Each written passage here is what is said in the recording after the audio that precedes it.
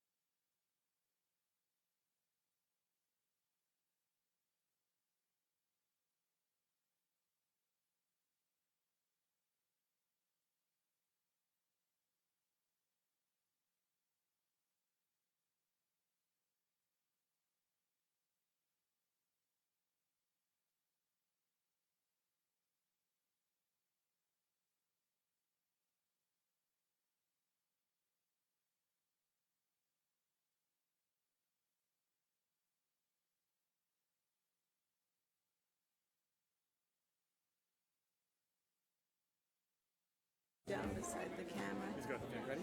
Yeah. Welcome. This is the Committee of the Whole on July 8th, and we are delighted to see this room filled. It really makes me hope that our next phase of our town hall can be completed and have an elevator, so this kind of a turnout can happen often. But I thank all of you for coming tonight, and we're going to get right started as quickly as we can. There are no regrets. However, Councillor Dwyer will be a little late this evening, so you'll see her coming in and we'll just carry on. Are there any amendments to the agenda? Seeing none, any disclosure of monetary interest this evening? Yes, one of the amendments, thank you. We usually do an in-camera prior to our priority issues, but because there's so many people here, we thought it would be better to do that at the end so that if you want to leave while we're doing our in-camera, you can. So 7 will become 8 and 8 will become 7. Also, our Kojiko Your TV has Corey here this evening, and he's live streaming for us this evening, but it won't be shown and uploaded and shown until tomorrow. In case you're, having someone that you want to tell that it's on, it won't be shown at home until tomorrow. Okay, so it is my pleasure tonight to introduce our first delegation. Marshall Hogan is here tonight, and we welcome him. And his topic is going to be comments on safety concerns and accessibility considerations respecting the proposed bike lanes on Beckwith Street project design. Welcome.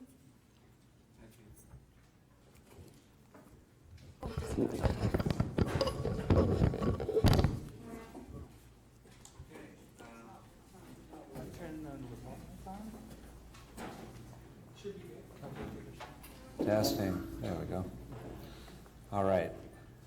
First and foremost, I'd like to thank Town Council for allowing this delegation to proceed regarding the complete street design of Beckwith Street and our concerns around accessibility and safety. I'd also like to thank Nadine Bennett and Troy Dunlop for their they were very professional leading up to today's meeting. Dave Kirkwood is not feeling well, so he asked me to speak on his behalf, if that's okay, when I get to that. Okay. This is about making sure that everyone in town can enjoy the transformation of Beckwith Street safely. While this presentation relates to wheelchair safety, we cannot forget the many other persons with disabilities who will be crossing the cycle track on a regular basis. While the demographic in Smiths Falls is certainly changing, people are living longer and therefore mobility devices will probably be on the rise as well.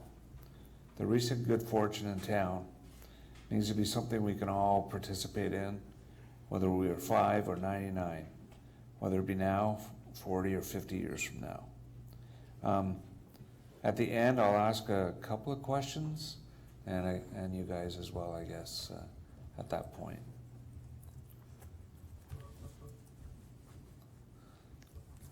Okay. We're looking at the approved complete street design with the buffer zone and the cycle track and associated measurements. This is what initially triggered my concerns. Number 2 there, Mark. Next one. Okay, so on this slide we have superimposed the most common ramp lengths to indicate where on the cycle track the ramps will be encroaching, from just barely to almost completely. And of note, the green, that is that's my ramp. So it's just barely on there. Changing it to feet, the ramps are usually now they're 5, 6, and 7 foot, which is red, blue, and black there. Next one, Mark. Okay, so slide 3 is a closer look at my particular situation, given with the smallest ramp as well. So my van would park about 0.3 meters from the curb, and it would extend about 1.17 meters. It would encroach on the bike lane 0.17 meters into the cycle track. I then proceed down the ramp, and my chair lands at the very base of the ramp, and I'm 1.38 meters on the track.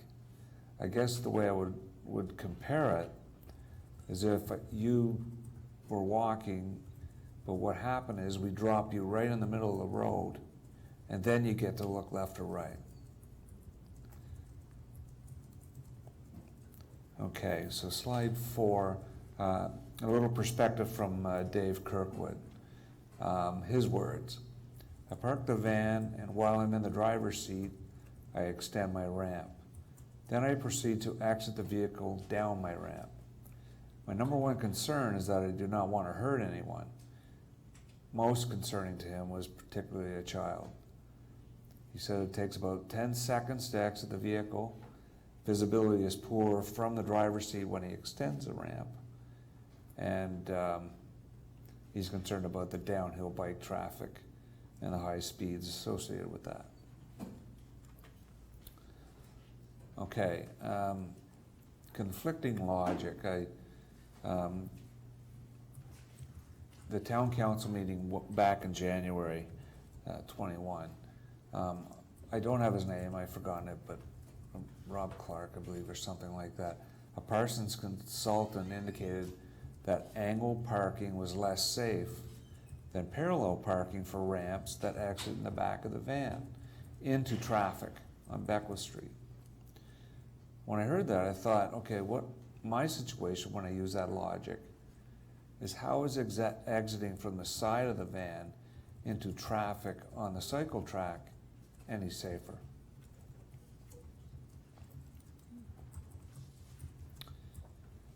Okay, interview on Lake 88 in March.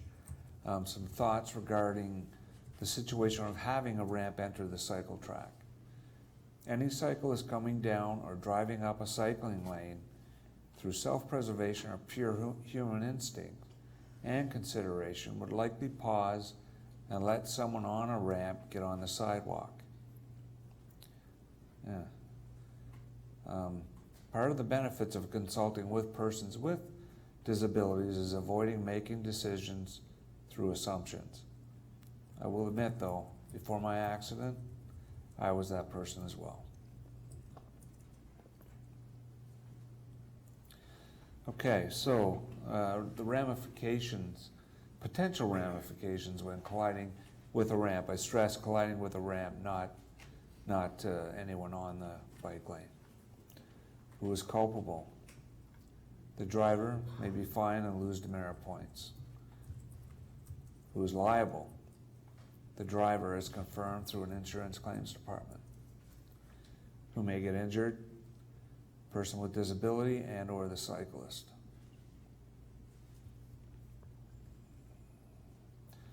Okay, this slide is directly from the AODA.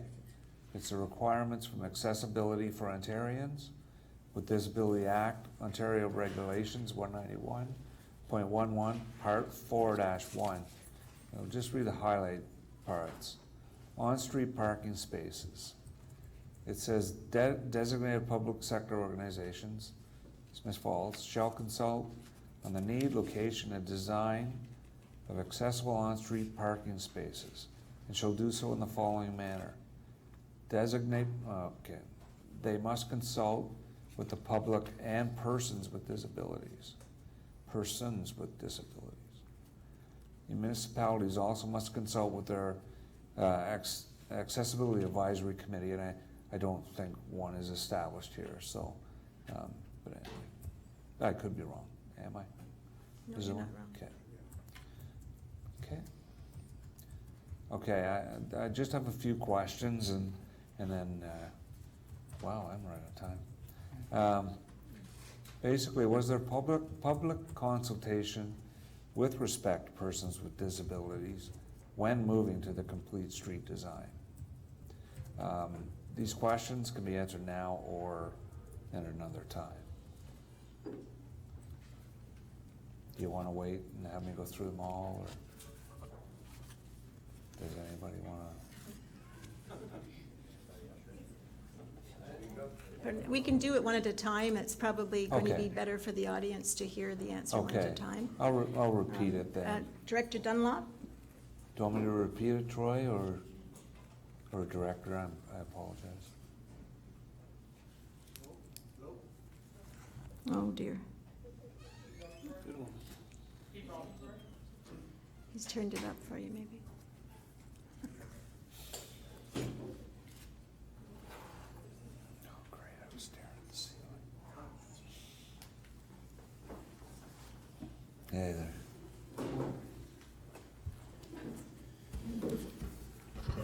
Through the chair, as part of the consultation efforts for the original Beckwith Street redesign, there were a variety of technical groups that were formed early before we led to public consultation. As an example, we had working group sessions with MTO, representatives from Parks Canada, Heritage Committee, et cetera, et cetera. I know at that time, our consultant did request if the town had an accessibility committee at that time, and we did not.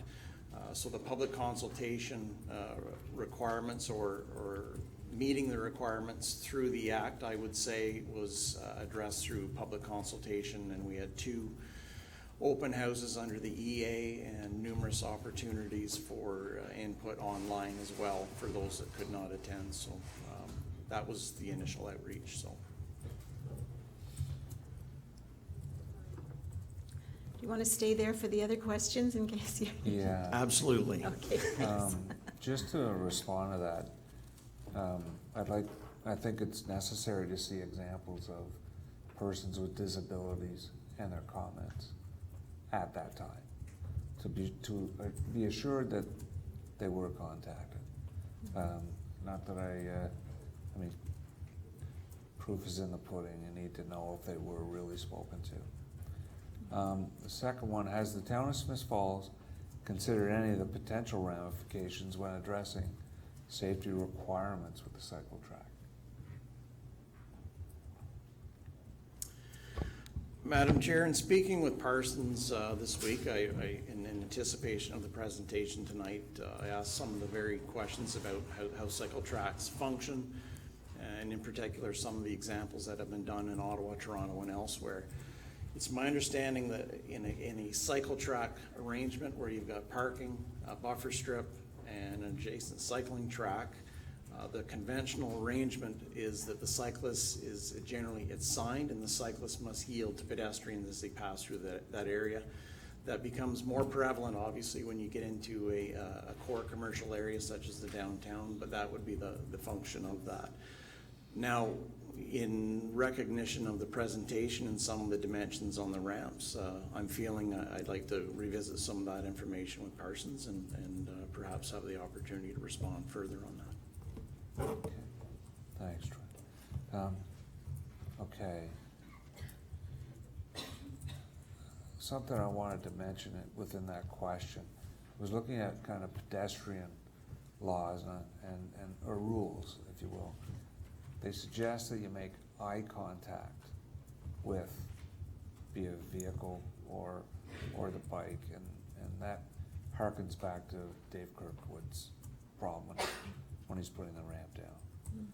Okay, I guess I would ask as council and the town of Smiths Falls comfortable moving forward with a design that puts persons with disabilities in a position where they risk safety to be part of a community.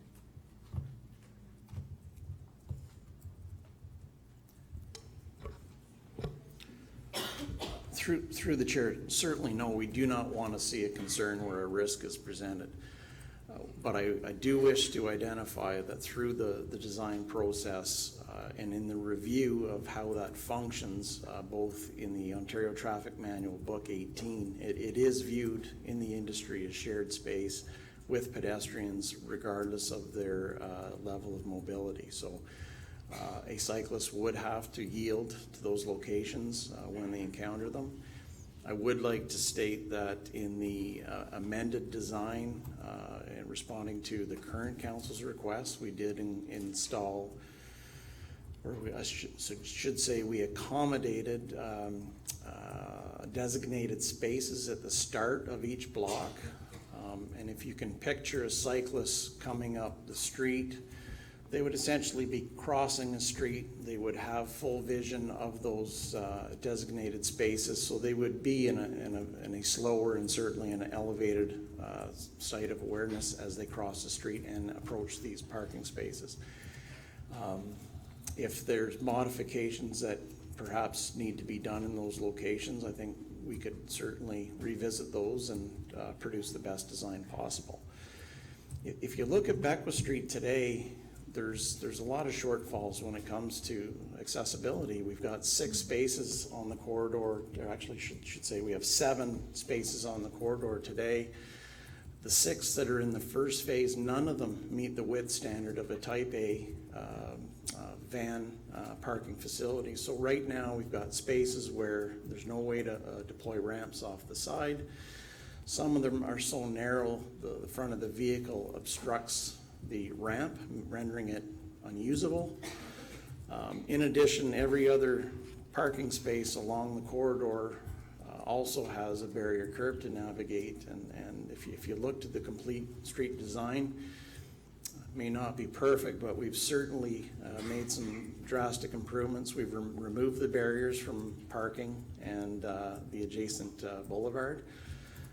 We've accommodated designated spaces in the design now that provide for rear deploying ramps, something that does not exist in the downtown today.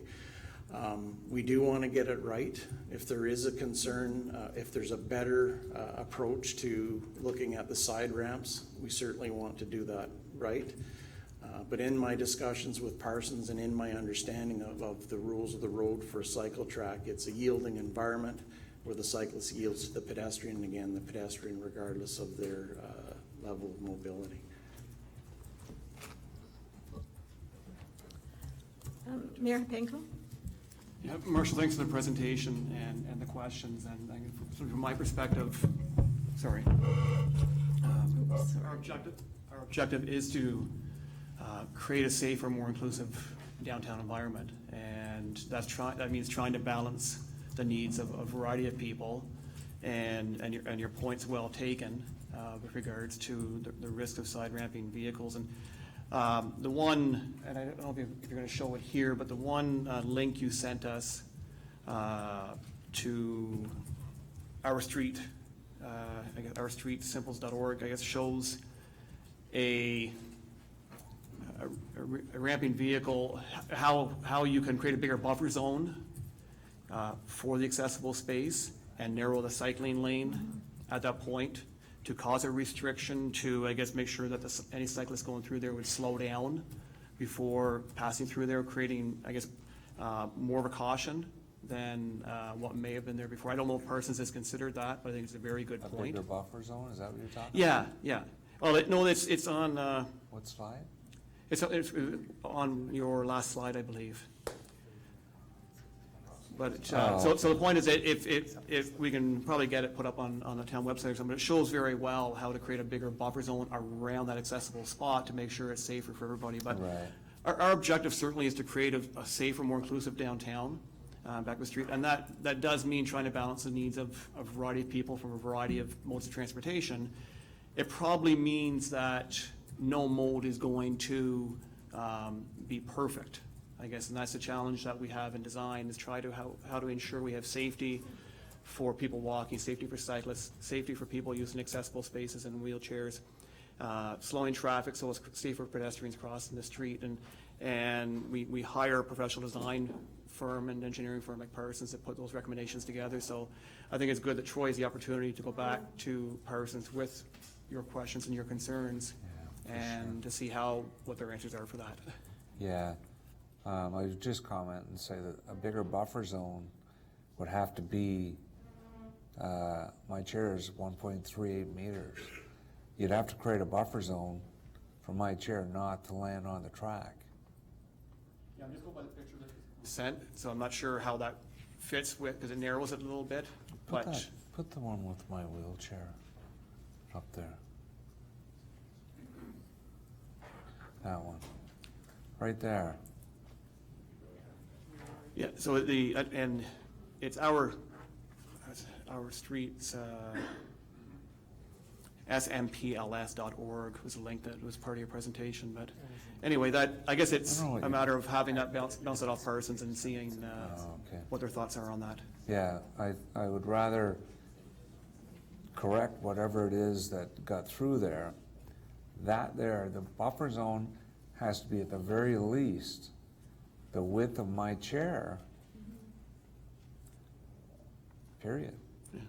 Or the width of anyone's. Okay. Yeah. Thank you. Councillor Brennan? Okay. Marshall. Thank you. No problem. I just looked Okay. at the screen. Thanks for coming, and this presentation is very compelling. I guess what I was wondering is, with your experience, none of us, most of us here haven't had your experience, and so can you sort of talk to your movements downtown here as opposed to, say, a town like Perth or Brockville, where the parking is different?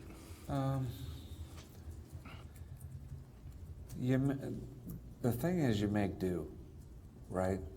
Talk to anybody who's in my situation or worse. The last thing they want to do is be right here, talking to you guys. So what we do is we just simply, we adjusted our surroundings. The surroundings weren't made for us. So you don't really pay much attention to it. If I go to dinner in town, we go where it is we need to go to get there. Brockville, Perth, same thing. They're really no better.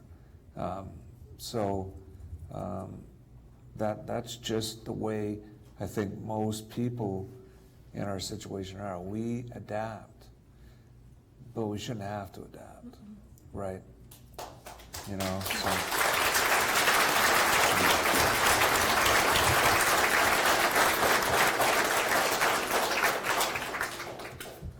I would like just to say one more thing, aside from thanks again, and thanks for allowing me to cut in on you a couple of times there. I would recommend that, you take a page from Ottawa Council and spend a day in a wheelchair. It'll change you.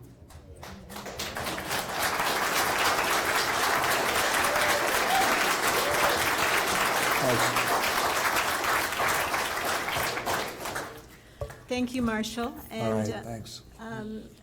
I don't know what my colleagues are feeling right now, but I know I've been reading about communities that have accessibility committees, and I think it's something that would be beneficial for our community. There is restriction right now. If you're less than 10,000, I believe, you don't have to have, but I think morally and ethically it would be the smart thing to do, and I'm hoping that my colleagues feel the same way. And we have another speaker tonight that I think is going to talk about that very thing, but thank you so much for sharing this. Okay, thank you for And listening. I appreciate your presentation. Okay, thanks.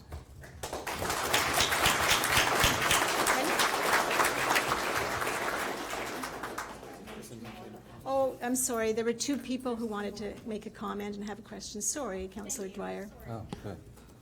Thank you so much for coming tonight. Okay. It was an enlightening presentation, and it's one that I wish that, oh, sorry, Troy, you can sit down. I won't have questions for you, I promise. It's one that I wish that we had seen a lot sooner, and I think if this information and this level of consideration for universal design had been presented and evaluated, I think my decision would have been dramatically different. I really do. I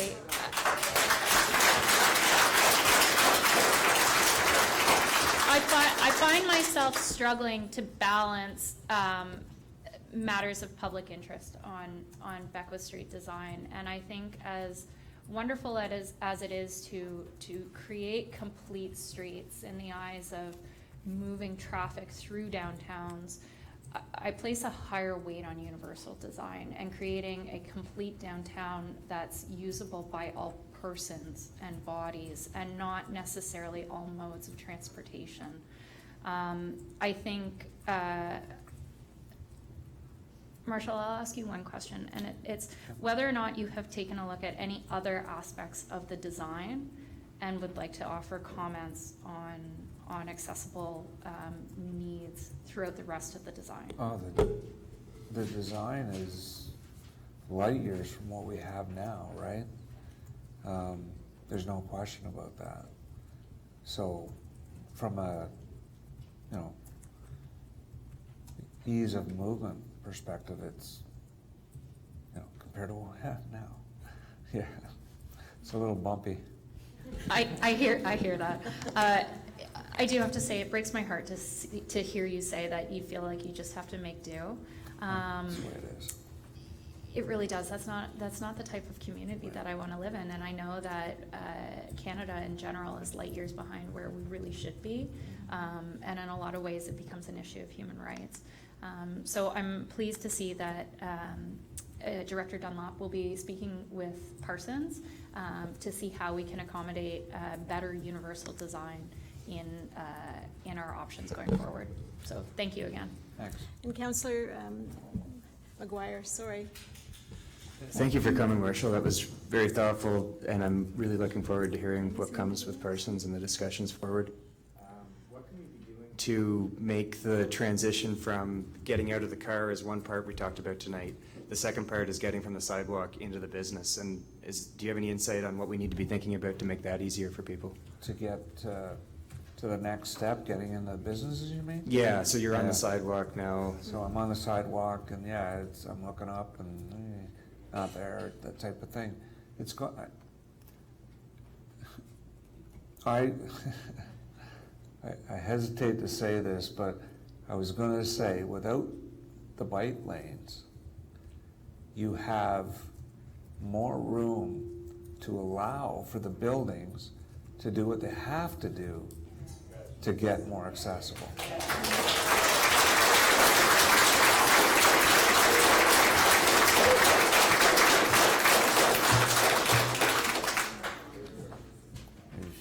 So it's sloping that sidewalk up.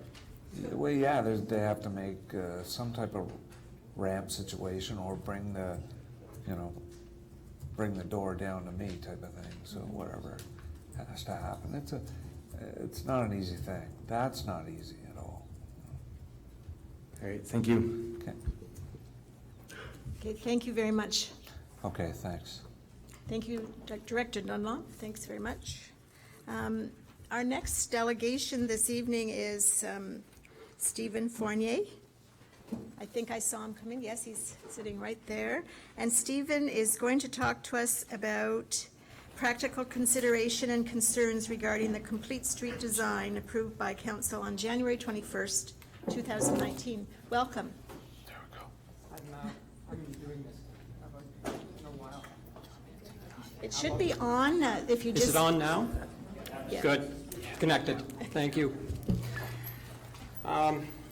Chair, Councillor Allen, Mayor Pankow, members of council, staff, I want to take this opportunity to also, as did our previous speaker, to thank you for the opportunity to speak.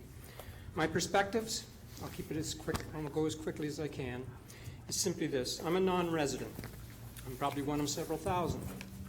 And I rely upon and have done so since 1979, so I think I'm probably aging myself at this stage, on the downtown's shopping and personal professional services, because my primary shopping experience is centralized and focuses on Smiths Falls and does not rely solely on the highway or the malls. Downtown is a very important part of the shopping experience for me and my family. In doing so, I have to rely on a vehicle. And for me, and I'm being selfish at this stage because the presentation I just heard blew me away. I've been involved with downtowns for many, many years, and there's an element of downtown that is new and refreshing. Anyway, enough of that. I have to rely on a vehicle. So for me, convenient and efficient parking access are really, really quite critical in terms of the choices that I'm going to make in terms of the businesses that I visit or use or rely upon, and how, generally speaking, quickly and accessible and efficient that parking arrangement is. If I have to, run around a box to find a place to park, that becomes frustrating, it becomes difficult, and you begin to think, well, maybe the time has come to look at other options. Now, that's just a statement of fact. That's not a threat. That's nothing more than that, for sure. As a former municipal planner and an administrative manager, certainly the care and management of key elements that make up a good, healthy community are important to me and have been for many years. A highly functional downtown must meet a wide range of community, and when I say community, I'm talking about both resident and non-resident, because Smiths Falls is very much my community as a non-resident, for needs, both now, but also looking to the future. And you are, as a council, to be applauded, to be looking towards the future. That's planning. Evaluating your options, assessing and weighing how they all work, that's the difficult part. And maybe I'll go to my final point on this introductory part. That's, for me, I'm here because I have respect for the municipal governance and decision-making process, because those decisions are not easy. They're hard, take a lot of work, and I hold this whole system and process in high regard. Lastly, and most importantly, I want to thank town staff, CAO Morris, Director of Public Works and Utilities, Mr. Dunlap, and our Deputy Clerk, Nadine Bell. I really appreciated the opportunity to meet with them, to ask questions, particularly Troy and Malcolm. Our discussion about the complete street design was extremely helpful, and the opportunity to participate in this process through Nadine was great. Bottom line, I still remain responsible for what is said here in my presentation.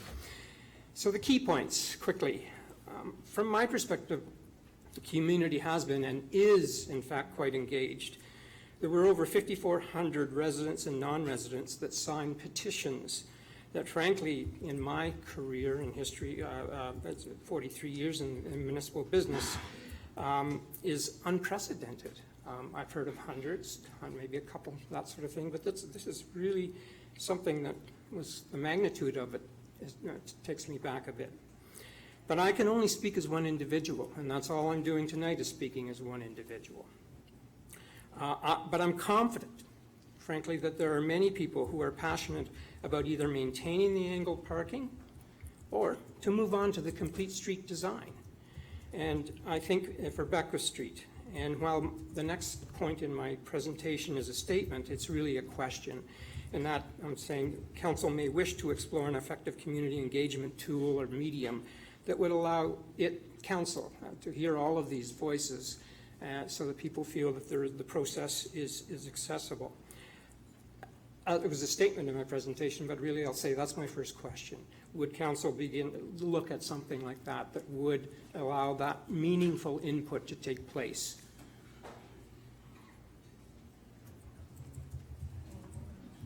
Oh, sorry.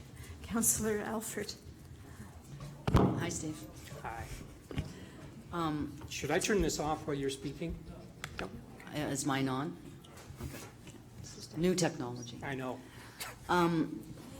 That question presupposes that there wasn't public consultation. That was carried out you were going back to 2013 when you were the acting CAO here, and then that led to the public consultation process in 2017, 2018. That council, the previous council to us, and I'm not sure how closely you've followed it. That's why I'm recapping. Okay. And that council made the decision to, previous council made the decision to basically leave, it was about a parking configuration. And they decided to keep it angled. When this council came in, and I'm sure at some point somebody caught you up on this story, but we looked at all the same information they had and didn't agree with their decision, that the evidence didn't lead us to the same decision they made. We rescinded it, and the vote was 6-1 for complete streets. Yes. Now, we've done quite a bit of, I know certainly Director Dunlop has, there have been shifts in the design as we've gathered more information, which is not, it would be a normal course of events as this thing has evolved. So I wasn't sure, Steve, at what point. So there was public consultation in saying that there was.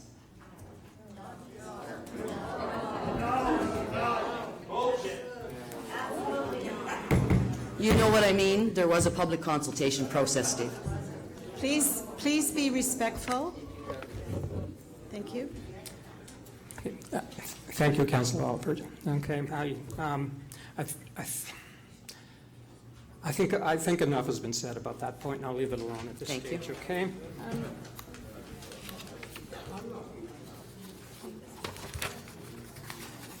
Sorry, Steve, go ahead. Oh, I'm just moving on now to the matters. Let's into the complete street design. The public input piece, I'm simply leaving it with you. It's council's decision to decide if it would like to formalize more input or not formalize that input that's occurring today. We had some wonderful input that happened this evening. The opportunity was provided, and I'm sure there'll be a full assessment of that may lead to more public involvement as you move on through that piece. So I simply leave it at that. Thank you. Okay, thank you. The general matters for consideration about is really for me, I focus on the proposed parking layout on Beckwith Street, and in particular the parking lane design, and how it will affect supply and management, and the ease of access and accessibility for parking, and as it relates to the practical implications or functional implications for residents and non-residents who rely on the services that are provided in downtown Smiths Falls. In a nutshell, that's the sort of focus on the concerns. You have a chart in your presentation, and I do apologize for the first one that you got. I'm moving into retirement, and I can't find time to do anything. Anyway, so it took me some time to get this ready. The first chart really just summarizes what the impact, when you look at the parking supply review, when you compare the current angled spaces, the parallel parking lanes, and the net differences. And I think we've all discussed those in great detail and great length. And I understand through Troy and through Malcolm that when it comes to the angled parking design, for example, that can't be, today's configuration cannot be replicated. The standards that will be applied have come into play here.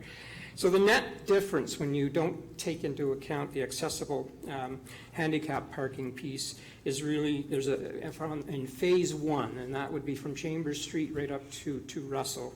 there would be a reduction of about 9 spaces based on the parson count that was set out, I think in 2018 or 2017.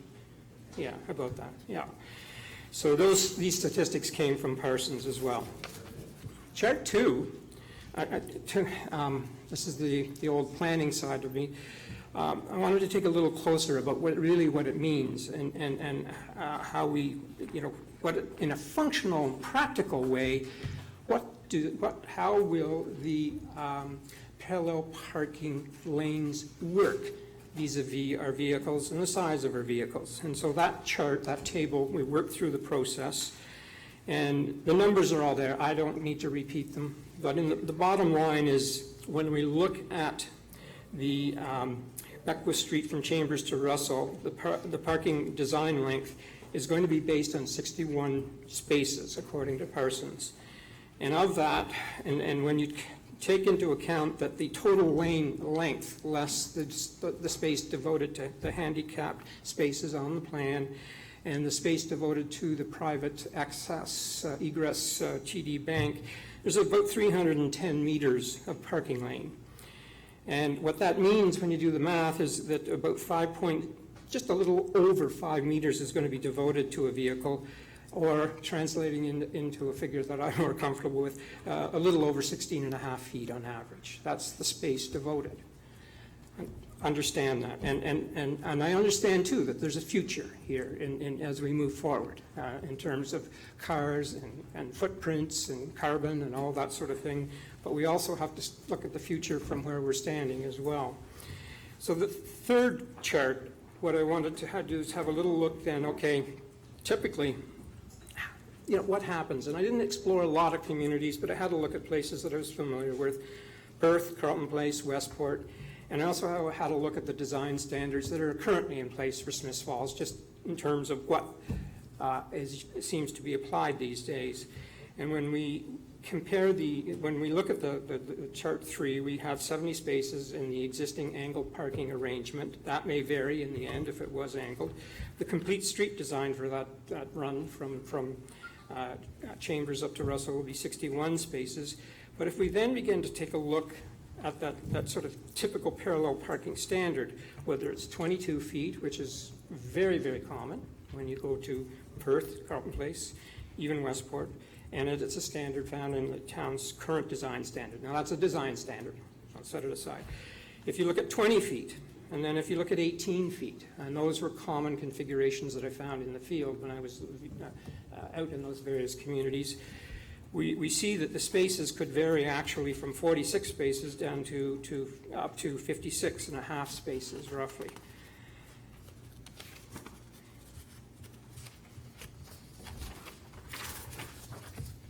From a design perspective, the complete street design achieves many things and attempts to achieve them. And as you've all said earlier, and I've heard a few words, you have to balance. There's some winning and losing that goes on, no question.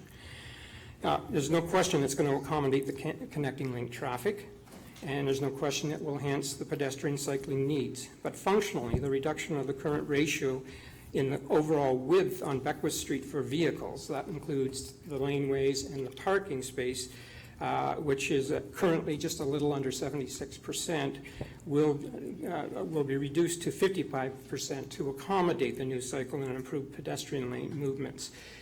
And that reduction, in simple terms, really means it comes with a price. It's the plus and minus, again, that happens, the positive and negatives. And when we look at the findings within the parking piece, which I think is important to a shopper, the reduction in the space devoted to parking and here on Beckwith Street from Chambers to Russell from a design perspective has been described largely as a wash. And on the surface, that's an accurate statement, largely because the new standards that must be applied to new parking. But in current functional terms, the impact is significant, and it may range from a reduction in the current supply of 70 spaces to something in the range of 46 to 56, depending on the length of vehicles. And lengths of vehicles, there's a footnote here. I don't, again, need to go over them all, but your compact sedans, sport utility vehicles, they can range from a little over 14 feet to 14 and 0.8 feet. Medium sedans, SUVs, 15 to 16.5 feet roughly. Larger vehicles, 15 to 18, and our pickup trucks, on average, will range from 17 to 20, depending on the model and the make.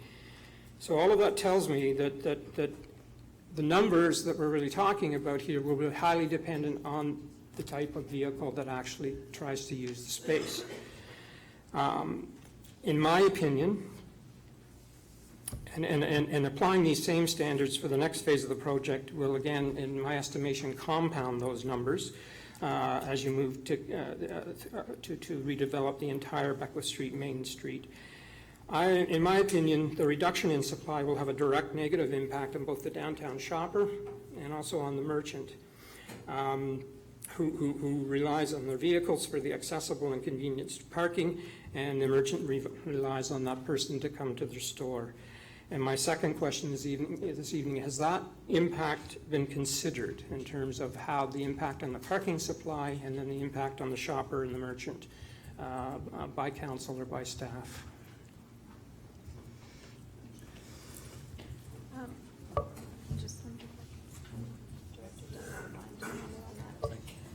One of the things that we had looked at, Steve, in this process is the change in the number of spots and different variations and ways that that could be mediated. So if Director Dunlop could speak to that, or CAO Morris, did you want to? Yeah, thank you, Madam Chair. So we didn't necessarily study the direct relationship between commerce and parking supply, but we did do a phase 1 parking study where we looked at occupancy rates and turnover rates. And what that told us, and this was done last summer at the peak traffic and parking periods, was that at the peak hour, which is typically... Thank you. Better? Can we do better than that? Turn it down. You ready? There we go. Okay. So let me start over with that. So we did a parking study last summer. So we looked at occupancy rates and turnover rates in the downtown core. And that study covered about 600 parking stalls, both private, public, both on-street and off-street. And what we found is during the peak time, about 75%, I think. It was between 70 and 75% of parking stalls were fully occupied. So, and that was at the peak point. So that tells us there's enough supply to meet demand at that point in time. So the next phase of the parking study, which has started, will be to look at a number of things, and one of them is forecasting what future demand will look like and making sure we have enough supply to meet that demand. And that may require, a juggling between on-street and off-street spaces. It may require a number of different strategies. One of the things we've recognized that we do need to resolve to the extent possible is parking for downtown, for people that live downtown. It's very limited. So that's going to consume supply. Hopefully it's off-street supply. But, so in any event, the answer to your question isn't the direct relationship, but I think the answer is in my response that there is plenty of supply downtown based on our study. And we're going to make sure that as we forecast ahead, there is enough supply to meet the demand in the downtown core. I appreciate that. Thank you. I have a little difficulty with that, but I thank you for your response. I appreciate that.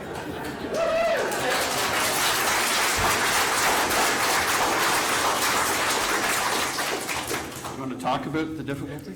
Because I'd be happy to. I beg your pardon? Do you want to talk about the difficulty?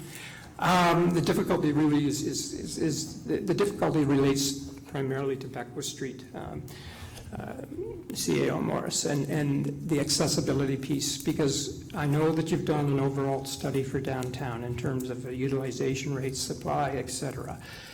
What I find as a non-resident shopper is that utilization rate in particular parts of Beckwith Street is very, very high, higher than 75% at times. Okay, so that's the difficulty I have, and just, it's an observation, and I want to share it with you. Okay, that's all I want to make, I just want to make sure that you're aware of that and what it means.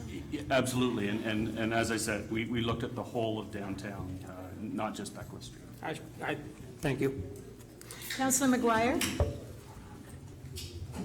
With your experience regionally, what, looking at Perth, same parking configuration, same ratio of spots per storefront, but in Perth you see a lot more money being spent per square foot of downtown commercial space.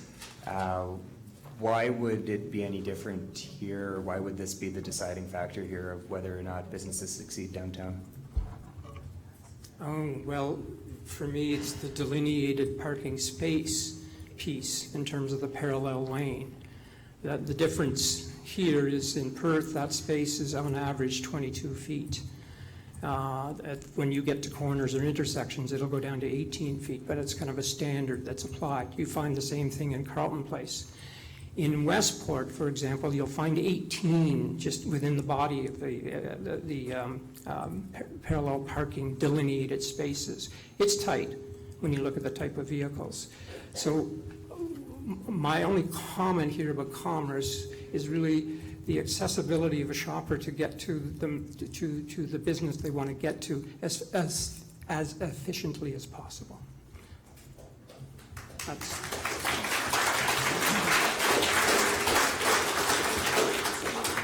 Councillor Alford? With regard to the commerce downtown, the retail downtown, I'm not sure that the reduction in parking spaces is going to have any impact on the commerce. When you and I grew up in Smiths Falls in the 1970s, we had a very vibrant downtown. There was retail all over Beckwith Street, down each block. And that's not what Smiths Falls has down there anymore. It has 4 banks that take up a huge amount of real estate down there. And banks, the brick and mortar bank isn't going to last for very much longer. It's just not the way business is going to be done. And then what would we replace all that real estate with? Hopefully it's retail. Hopefully we can have as vibrant a shopping place as some of the places you've named, like Perth and Westport. So I'm not sure I can just agree with you on that, Steve. That's fine. That's okay. Yeah, no, I'm just thankful for the opportunity to express an opinion here, okay? When I come, I just have a few more points, and I'll move on as quickly as I can, Chairman, Councilor Allen. With respect to the angled parking proposal, maybe initially, or if there was any sort of review currently with the council, were alternative cycle lanes that could be designed to connect with the downtown, were they examined as a possible option to support angled parking, or was there any discussion or anything that would allow for some comparable review and analysis of the options for cycling in the town? Director Dunlop will answer that. Yes, as far as I remember, I'll let him answer that one.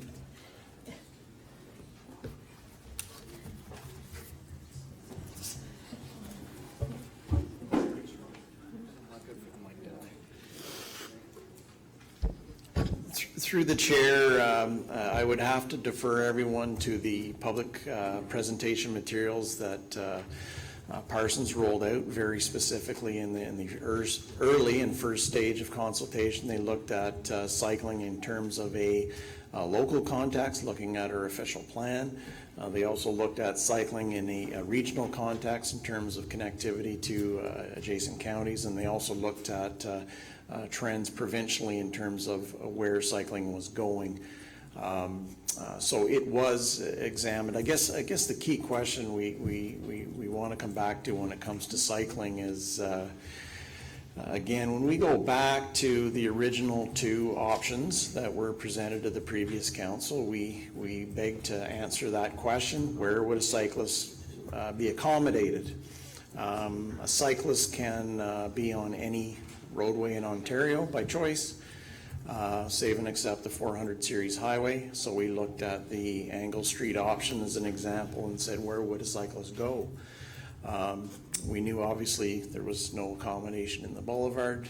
We knew in a Angle Street cross section that certainly that was not ideal in a high traffic environment with cars backing out, that would be identified as a preferred cycling solution. So that cross section didn't measure up as high. In terms of a complete street, again, when they went through the methodology in terms of where would a cyclist go, the province of Ontario has published the Ontario Traffic Manual Book 18, which provides a whole series of screening for where cycling facilities should be and how they should be designed. And based on the posted speed or the 50K design speed for Beckwith Street, and the level of traffic in terms of an annual average daily traffic on that corridor, that design said separate cyclists from traffic, in other words, get them out.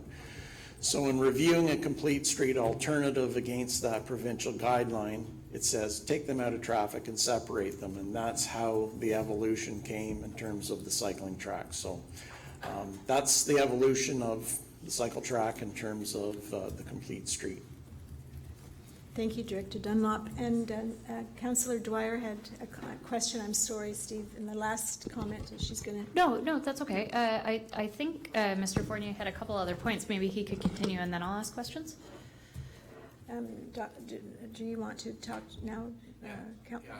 Councillor Brennan has comment. Just on that point, Steve, with your question with respect to the angle parking proposal, where alternative cycle lanes that could be designed to be connected to the downtown examined, are we talking about a different street with a bike lane as an option? Is that what you mean? Yes. Okay, so, yeah. Sorry, I should have been clear. And to my knowledge, it wasn't, but. Councillor McGuire? Is it on? There we go. In my head, it has been considered. The advantage to having a recreational bike trail locally, there's not a huge advantage of having it on Beckwith Street. The advantage for cycle tourism to having it on Beckwith Street is huge, because it's the same reason you want the cars going by your business, you want the traffic. I think if we can't do this respectfully, I don't know the point of being here. This is an industry I worked in for a summer. It's something that I know very well. It's a $500 million industry in Ontario.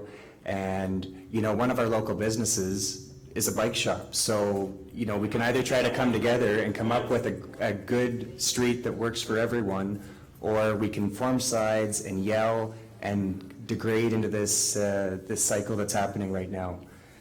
For me, cycle tourism is an important thing in Ontario. It's booming in southern Ontario. The boat traffic through town is not what it used to be, and the advantage is getting those bikes by the stores so they can spend some money. Thank you very much, Councillor.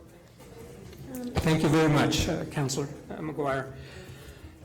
May I move on then? Yes, please. Yes, I'm sure you would.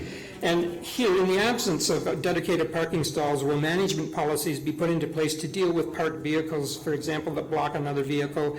And would council consider moving to a dedicated parking parallel space configuration that might function a little more effectively for all types and sizes of vehicles if the parallel parking lane continues as is approved? Would council consider something along that line in terms of the design? I'm not sure what it is. CAO Morris? Oh, did you want to say something? I'm not sure we understand your question, sorry. Okay, I'm sorry. What I'm talking about is when I go to Perth, or I go to Carlton Place, or I go to Westport, the spaces, they may vary in size, but they're dedicated. You can see them. You can park easily, and you know your space, and they're defined. The parking lanes are really sort of open and long. They run for 153 meters up to 100, so you gave them all to me. Anyway, they're lengthy, and there's no delineated space to park there. You just simply come in and park. If there's problems in terms of blockage, different things like that, there has to be management policies in place. And I'm just wondering if, in your evaluation of the parallel parking plan, if dedicating exact spaces or size of spaces would work or work better in your estimation. Lucia Morris? Thank you, Madam Chair. So that's a really great question, and part of the answer lies in the way that the town would choose to have people pay for parking. So if we were to stay with a traditional meter, then you need to delineate the parking stall to associate a meter with it. Part of the parking study I mentioned in my previous response will look at parking payment options and approaches to managing parking and managing turnover. So I think from a technical point of view, the outcome of that study and the approach that council chooses for paid parking will dictate whether we need to delineate or not. But I would add that the constraint with a defined parking stall is you can pick a standard. You can pick 5.5 meters, 6 meters, 6.5. There's many different lengths. But the problem is if you have a very small car, a Nissan Micra, then you're effectively wasting space. So the idea is if you just provide a lane, and people will naturally park close together. It happens. I've seen it in Kingston. If you look at Princess Street in Kingston, this is a fact. Go have a look at it. It works. I managed parking in Kingston for 10 years. It works. Thank you, CAO Morris. I just have two last comments to make, if I may. Yes. Alrighty. I just want to stress, and you'll have it in front of you, that the Southampton experience really underscores the importance from the perspective that I was speaking tonight about shopping and merchants. And I don't need to go over it again with you. It's just that in the end, the decision for Southampton was based on the fact that the angled parking arrangement which they had would better serve the merchant community in a nutshell. And I'll leave that with you. So my concluding remark, and this is not a criticism. This is just simply, for me, when I started planning school, there was an old and well-proven principle that was really governed the work we did as young planners, and it was simply this. And simply put, the phrase is this: form follows function. And I've always found it helpful to keep this principle in mind when I've been involved in any planning exercise. It just, to me, if a plan is based solely on design without taking a very careful look at how it functions, that design may not work well. Thank you for the opportunity to speak. Thank you, Steve.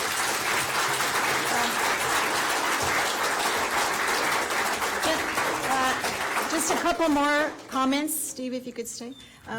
Councillor Alford and then Councillor Dwyer. Me again. I was very interested to see your comment about Southampton, because for 10 years I've rented a cottage at the end of South Street in Southampton, and all my family is from there. So I very carefully read your presentation, and there was a couple of things. I don't know if you can equate Southampton with Smiths Falls, in that Southampton is only 3 blocks long. Their downtown core is only 3 blocks long. They have no retail off of those on the cross streets, and they have no municipal lots. They don't have any, they couldn't lose one from that perspective. We're in a different spot in that we have a wealth, whether it's in the spots everybody would like those 603 spots to be, that's another question, but we do have a depth in our parking that Southampton would not enjoy. But 10 minutes down the road in Port Elgin, which is all now Saugeen Shores, Tiverton, Southampton, and Port Elgin. 10 minutes down the road in Port Elgin, it's all parallel parking. They do have a municipal lot, and it has twice the population of Southampton within Saugeen Shores. So here's the ball back. Councillor Dwyer. Thank you, Mr. Fournier, for attending tonight. As a seasoned land use planner, in your experience, can you create a complete street without a bike lane? could. I'm sorry, can you hear me? I can. In my opinion, I believe you could. But every circumstance is different, every community is different, the needs are different, but evaluating all of the pieces of the pie and weighing them carefully, and in this case, I think the answer could be you could have an alternative.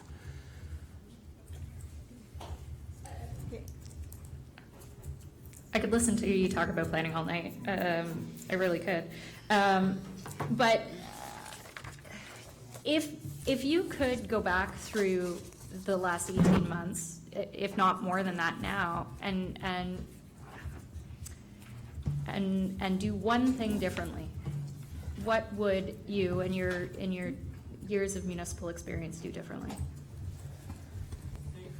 My final comment would sum it up, and that is, and I've fallen victim to I've been guilty of this myself in the past, over the last 43 years, but sitting down, taking the time, analyzing how a design or a design proposal is going to work, and weighing it carefully, and assessing how well it functions, and then understanding what the trade-offs really are, so that you know precisely what it means, is probably the best exercise to go through.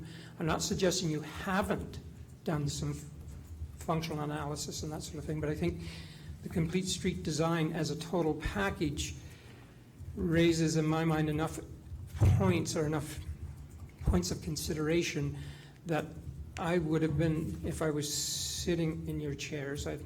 I don't, and I admire you for sitting in the chair that you're sitting in. I would have liked to have gone back and had the opportunity to really dive into the details, measure the lane, find out what it really means in terms of translating into a number in today's world, and how you would deal with that. That's the sort of analysis that I think needs to take place in terms of the functionality of a plan. Thank you. And Councillor Brennan, you had a comment or question? So I just want to thank you, Steve, for coming and doing this work for us. And when you were here, you helped me greatly with the dog park. And I thank you for that, because we had some stick handling to do with Rita Lakes. And but I appreciate you coming, and I really I take your words to heart in terms of not only respecting our representative democracy, which I do, but also to I think you had some advice there in terms of reaching out, so I appreciate that. So thanks, Steve. Mayor Panko. Mayor Panko? Thanks, Steve. Thanks, Steve. The form follow function comment, I think it resonates, but I believe that's what we're trying to accomplish. I mean, if we want a downtown that functions for everyone, then the form must meet that. If we want a downtown which is going to function simply for vehicles that are of drivers that want to be as close to their destination as possible, then we would probably retain the angled parking configuration. So when we're trying to accommodate a variety of needs, then we look towards the complete street model as being the model that best meets those needs. Your other point, I guess, regarding parking volume, I think that's something that we can bounce off of Parsons Count, because I assume they have the same measurements as you, and have they come up with a different answer? Possibly, but I think as Troy or Malcolm had mentioned, the actual, with the current MTO guidelines, there's a reduction in parking under either model. So what that number is we know what Parsons indicated. They can go back and check with your counts and see if it's any different. But and the difference, I guess, as Councillor Alfred mentioned too, is the availability of off-street parking, and that's something our Phase 2 parking study will show, is how much more parking do we need in the downtown. And Councillor McGuire's comment regarding Perth, far less parking on Gore or Foster, far more off-street parking. But I would suggest probably a more successful downtown precinct. And if we look across the province, there are countless examples of smaller communities or mid-sized communities that have employed complete streets or employ a parallel parking arrangement and have very successful downtowns. Now, I think it's important to make sure there's available parking. It doesn't mean all the parking has to be right next to the destination you're headed to, leave those spots for people with mobility challenges or issues, and people who are more mobile certainly walk, and we see in Perth that example works very well. But thanks for your time today. Once again, thank you for the opportunity. Thank you, Stephen, very much for coming today. We appreciate your comments, and we'll consider those as well. Our last presentation this afternoon is with Lucy Bingley, and I would ask Lucy to come forward now, please.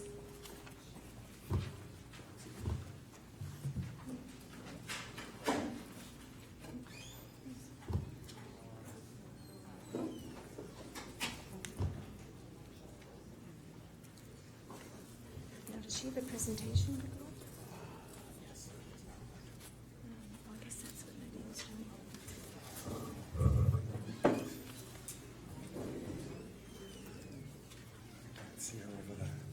Lucy, there she is.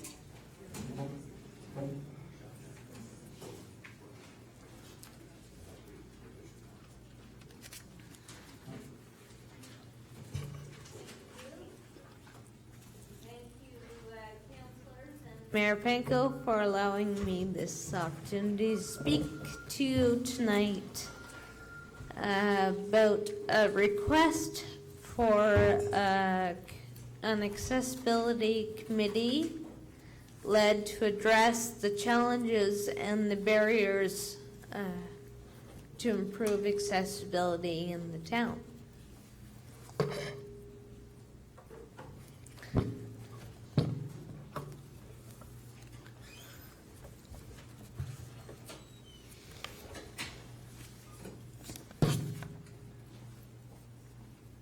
Next slide, please.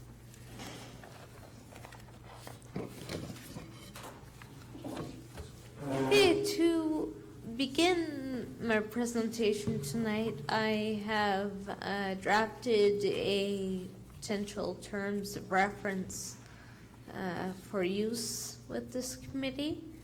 The mission statement here would be to advise council on how to make the corporation of the town of Smiths Falls more accessible to people with disabilities. I know some things are currently being done in town and are being done very well. For example, this beautiful facility that we're so lucky to be in tonight for our meeting. The Ontario's Accessibility for Ontarians with Disabilities Act took effect 14 years ago, and its promise was to make the province fully accessible by the year 2025. I believe a committee in the town of Smiths Falls would aid us in meeting that goal. David Onley, Ontario's Lieutenant Governor from 2007 to 2014, he was appointed in 2014 to conduct a formal review of accessibility in Ontario. And just to give you a little bit of background, if you're not fully familiar, he actually did have a disability. He was confined to a wheelchair due to the effects of polio. And so he really had a good firsthand knowledge of accessibility issues. One of his most powerful quotes to me that I read in a newspaper article was, "We still have a very inaccessible society, a built environment that is very inaccessible. The people who believe it's accessible are members of the able-bodied population." He also came up with 15 broad recommendations, which he presented to the Ontario government in moving forward with accessibility issues. And I'm just going to read you one here that really stood out for me. And this document, actually, I have given to Nadine. So if you wish a copy, just have a chat with her, and I'm sure she would be happy to provide you with that. So this sort of recommendation is to foster cultural change to instill accessibility into the everyday thinking of Ontarians, to conduct a sustained, multifaceted public education campaign on accessibility with a focus on its economic and social benefits in an aging society, which I truly believe we're in. Also, to build accessibility into the curriculum at every level in the education system, right from elementary school, right from the beginning, right through college and university. And to include accessibility in professional training for architects and other design fields. Certainly that would be beneficial.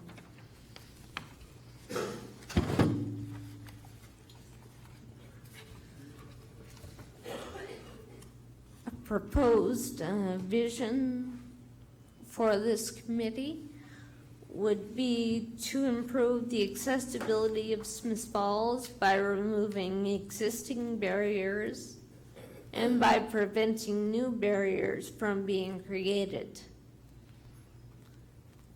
And also to promote Smiths Falls as a caring and engaged community with a commitment to support people with disabilities so that every citizen can participate as fully as possible in our community.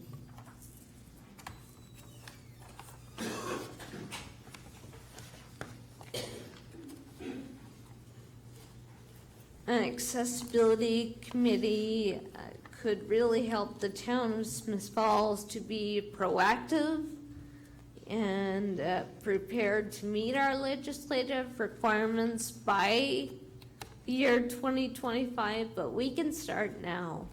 We are a wonderful town, and I really think that we can do this. So just a little reflective quote to finish off with tonight. I saw this on a movie, if you're familiar with Cheaper by the Dozen 2. This is the final line in it. Settle with the past, engage in the present, and believe in the future. Thank you.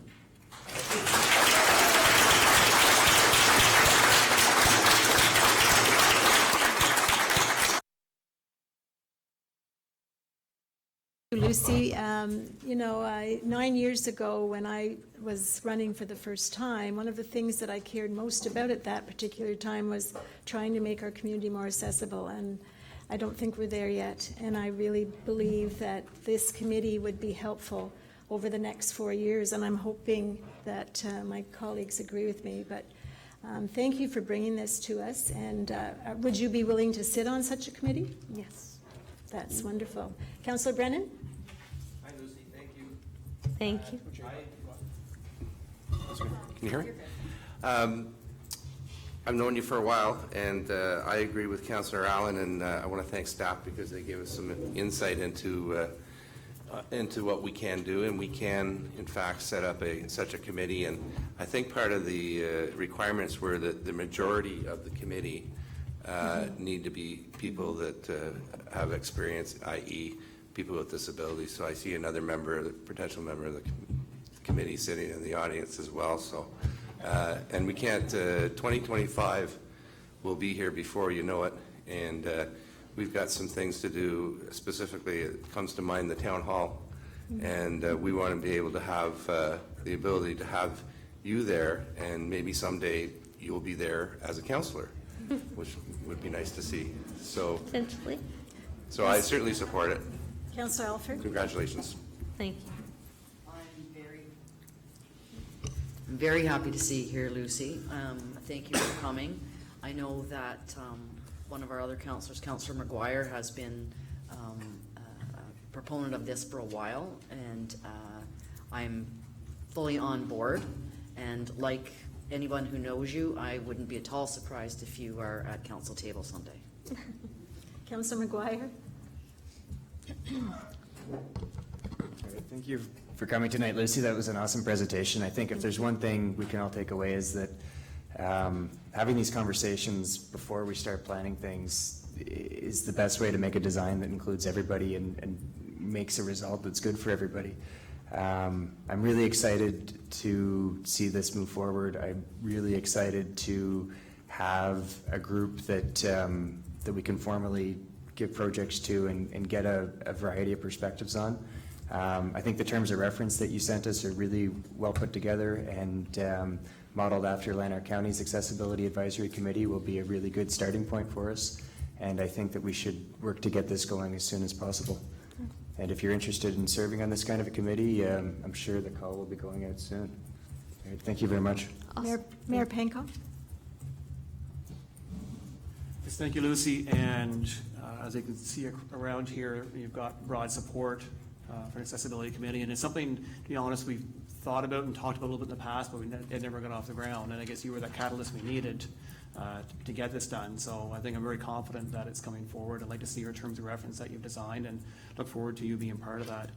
And I think if we look at the next 4 years, of the 3.5 years of this term, I think one thing that I think we can all commit to improving upon will be accessibility. And while the town made some modifications last year, we had a summer student come in and grind down some corners and some spots on the sidewalk, but those were all very temporary measures to try and help remove barriers and make it a little bit safer. But we understand we are probably just getting started in what we need to do. Councillor Brennan mentioned at Town Hall, we have major plans to make the whole place accessible. And Marshall's comment earlier about perhaps we should take and spend a day in a wheelchair, and I'll accept that challenge. And I was just visualizing while you were talking. I had trouble getting around my own home, let alone getting out of my house, and then if I got to Town Hall, I know I could get in the front door. It was some struggles and some help. I likely could not get to my office without someone opening and holding a door for me. I could not get to the council chambers. I could not get in and meet with staff. So there are barriers that we don't see because we don't deal with them. And I recognize it's not just physical disabilities. There's people who live with a variety of form of disabilities that we need to accommodate. And we don't need to wait to 2025 to fix these things. The barriers are there today. We need to do what we can to remove them as quickly as possible. I think your leadership will make a difference. Thank you. Thank you. Thank you, Lucy, very much.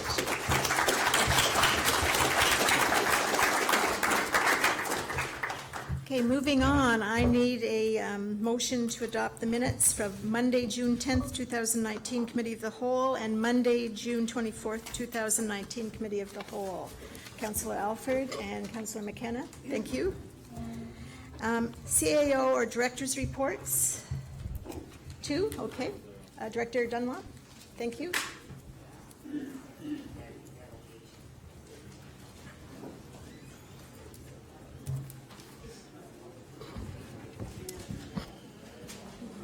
Thank you, Madam Chair. 2 quick items for the committee this evening. Number one, as you probably saw, we had some students out on the Beckwith Street Bridge today, so we did start a little bit of painting work there. We threw what we believe to be a good match for paint in there, but I'd like feedback from council before we go whole hog at it. So we painted 2 panels there, you'll see, on the same side of the boat. So if everybody's content with the shade we've picked, we can go full bore and clean that up. So. Okay, Councillor Brennan. One of the 50 shades, yes. Okay, good. Want to make sure. Yeah. I thought it was white. Second item for the committee, I'd like to identify, many of you probably read in the paper that on Sunday, June the 23rd, the material, or I should say the recycling material recovery facility in the town of Renfrew known as Bowman's closed their doors. We understand they are out of business. How that impacts Smiths Falls is Bowman's is currently a subcontractor to Glenview Iron and Metal under our recycling collection program. I just wanted to report to council last night that the change certainly has thrown our community for a bit of a spin. It's a change that also impacts other communities such as Drummond North Elmsley, Perth, Lanark Highlands, Arnprior, and Renfrew, to name a few. I just wanted to advise council that we are working very closely with our partners at GIM to see if we can find a short-term solution to essentially bridge out the final year of our contract. So there are challenges, but we hope to have some proposals before council very soon. So in the meantime, I guess residents should be assured that their curbside service will continue and that the materials are going to be assured to go to recycling facilities. So just wanted to leave that with the committee this evening. Thank you. That's it. Thank you very much. The second one is that yourself, CEO Morris. Thank you, Madam Chair. Committee may recall at the last regular meeting, we talked about two items to bring forward for ministerial delegations at the AMO conference. One was the perpetual care reserve funds under the Cemeteries Act, so we did apply for that one. The other one was the fallout, I suppose, from the decision of the SPCA, the Society for Prevention of Cruelty to Animals, to discontinue their service. So subsequent to that discussion, the Ministry of the Solicitor General had distributed a memo through the police chiefs saying that they passed an act, it's an interim act for 2019, that would see the province appoint inspectors, a chief inspector, and they'll appoint many inspectors across the province. I think that's an acknowledgement that there was a gap. So it looks like we have an interim solution, and there has been a commitment to communicate and engage with municipalities to come up with a longer-term solution. So for that reason, we did not apply, because it seems a resolution is at least underway in the long term. But I will commit to keeping committee up to speed on how that progresses, and if it doesn't progress satisfactorily, then we can always approach next year's conference and bring it forward at that time. Councillor McKenna. Thank you, CEO Morse. The government, this is related to the delegation. I know the deadline to apply is probably passed. Correct. It has gone by. Are you familiar, I was referring to the new government announcement on retail cannabis, and again, they're rolling it out in such a slow dribs and drabs way, and the odds of Smiths Falls, in particular Tweed, getting a license are going to be, difficult again this year.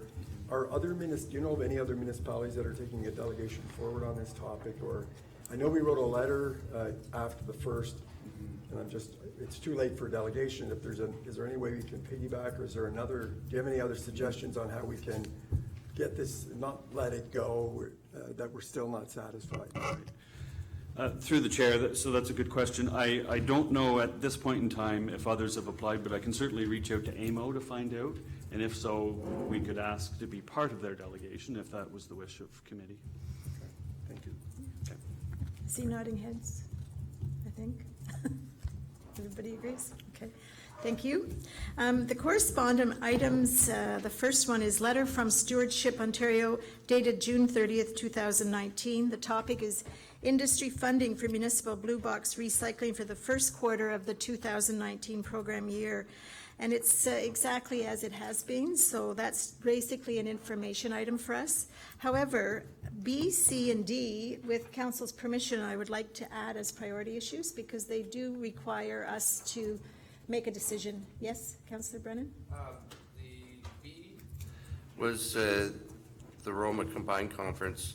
The library one refers to another resolution, which I didn't have a chance to look up. So the Corporation of Huron-Kinloss, they just basically supported a resolution of another municipality, which I haven't reviewed. So maybe we could pull that for a future committee of the whole, so we Councillor could get some Dwyer? background. Yes, you agree?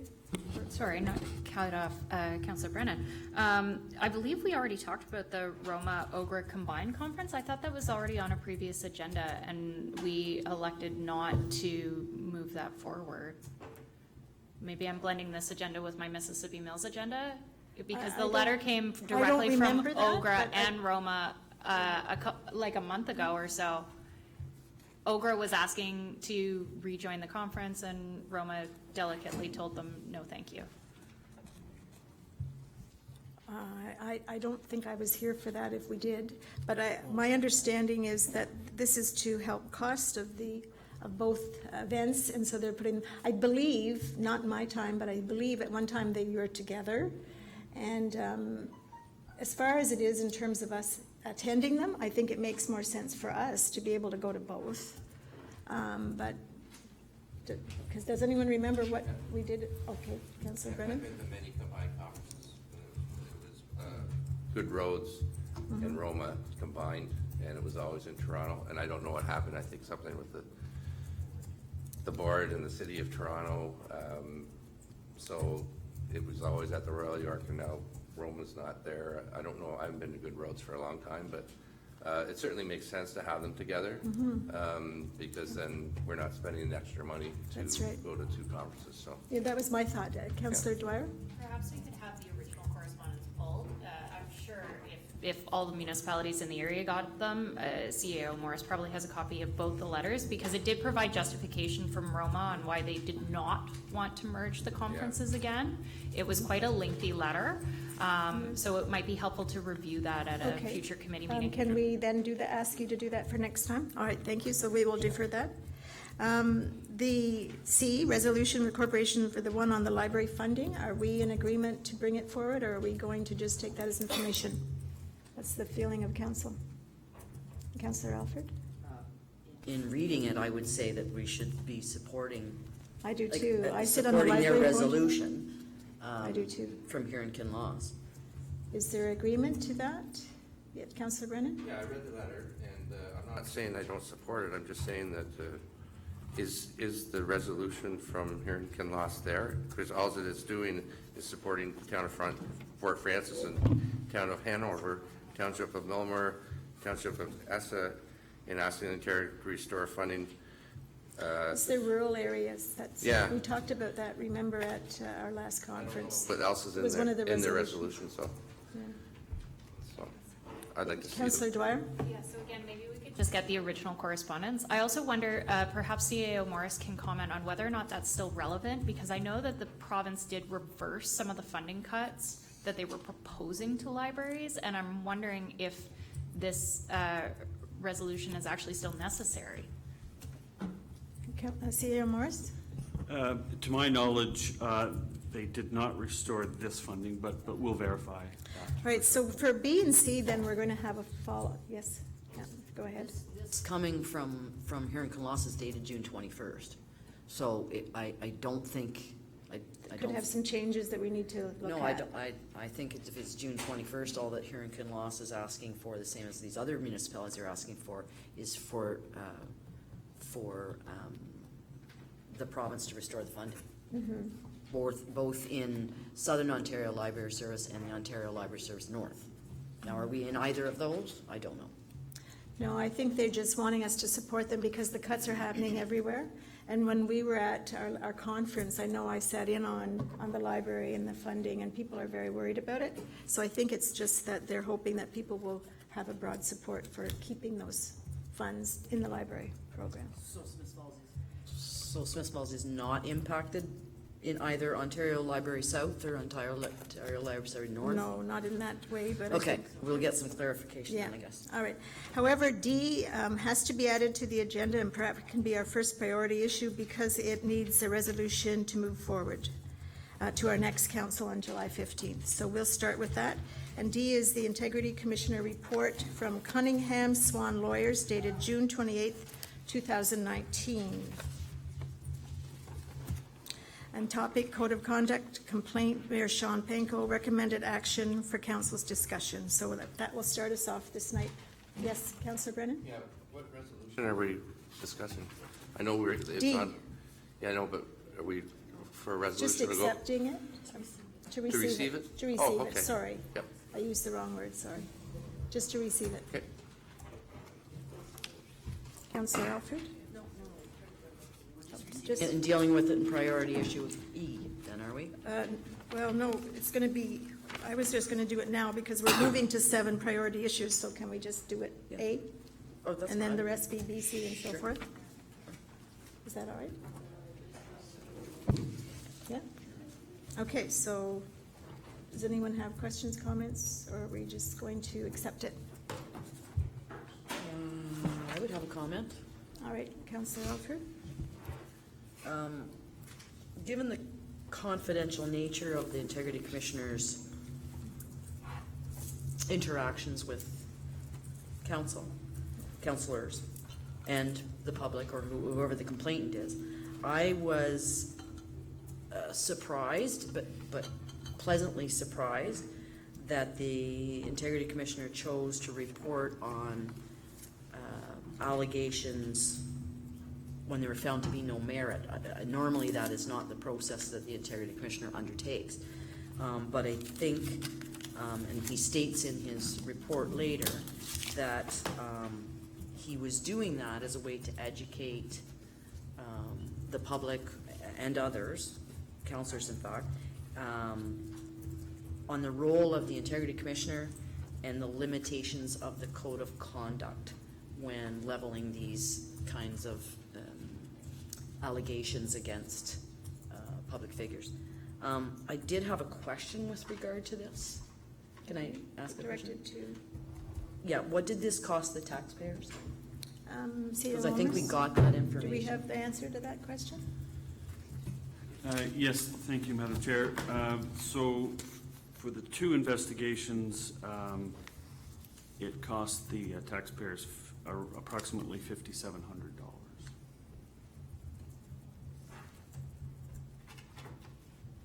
Mayor Panko? I guess I should speak to this. Yeah, I suppose you sit in public office, it's not uncommon to be challenged from time to time. And as the Integrity Commissioner confirmed, there was no merit to the accusations or allegations made. There was one minor misstatement. So in the dozens, hundreds, whatever statements that I've made, there was one minor misstatement which upon reflection from the Integrity Commissioner's report, I acknowledged that I had stated in a Facebook post that we'd applied for Connected Link funding in 2018 after council made its decision. In fact, we'd already applied for Connected Link funding. So it was immaterial, it was a minor misstatement, but I wanted to make sure that the Integrity Commissioner was clear that I was certainly being as forthcoming as possible to make sure that I was being upfront. So that was the only minor misstatement made. And I know that there's been sort of suggestions afterwards that now I've lied to the Integrity Commissioner, and certainly anybody believes I've lied to the Integrity Commissioner, certainly feel free to spend your $150 and challenge again, but remember you're spending taxpayers' dollars. Anyway, I'd like to thank the Integrity Commissioner for going through the whole process. And as Councillor Alfred said, it's uncommon that they produce a report when there's no merit to the accusations, but they've done so to make sure the public is aware of their role. Mayor, sorry, Councillor McKenna. I too am pleased to see the Integrity Commissioner. These are very early days. This came into effect March 1st, so it's only been a couple of months. So we're all learning how to use this tool that the Integrity Commissioner has for us for the public good, to hold us accountable and to hold that the taxpayers have every right to appeal directly to us, we hope. But if you're not satisfied, you can go directly to the Integrity Commissioner. And so the process is working. We're learning how to do it. I think, just to echo the comments made, the fact that he found no merit, and he made a decision to publicize it. It's on our website. We want everybody to read it, because then if you're considering doing it again, we can learn from this process. We're learning, the Integrity Commissioner's learning, and the public's learning. It's a good vehicle to be used prudently with caution, but it's there to protect both us as elected officials and the public. So I'm pleased with this process so far, really early days. Not that we want to see a whole bunch more of them. We'll do our best to continue to act appropriately in the rules. So I'm glad that it's come out. We'll talk about it publicly. It's a good process so far, and I'm pleased with the outcome. Thank you. Okay, thank you. So moving on, what was A is now B in priority issue. Ontario Federation of All-Terrain Vehicles Temporary Trail Request, Report 2019-93, and this is with Director Dunlop. Thank you.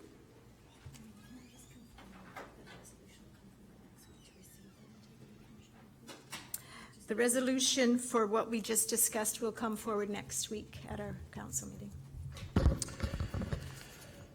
Thank you, Madam Chair. The report that's before the committee this evening is to provide background on the Thousand Islands ATV, Rita Lakes ATV, and the Ontario Federation of ATV Clubs request that was put forward on June the 17th.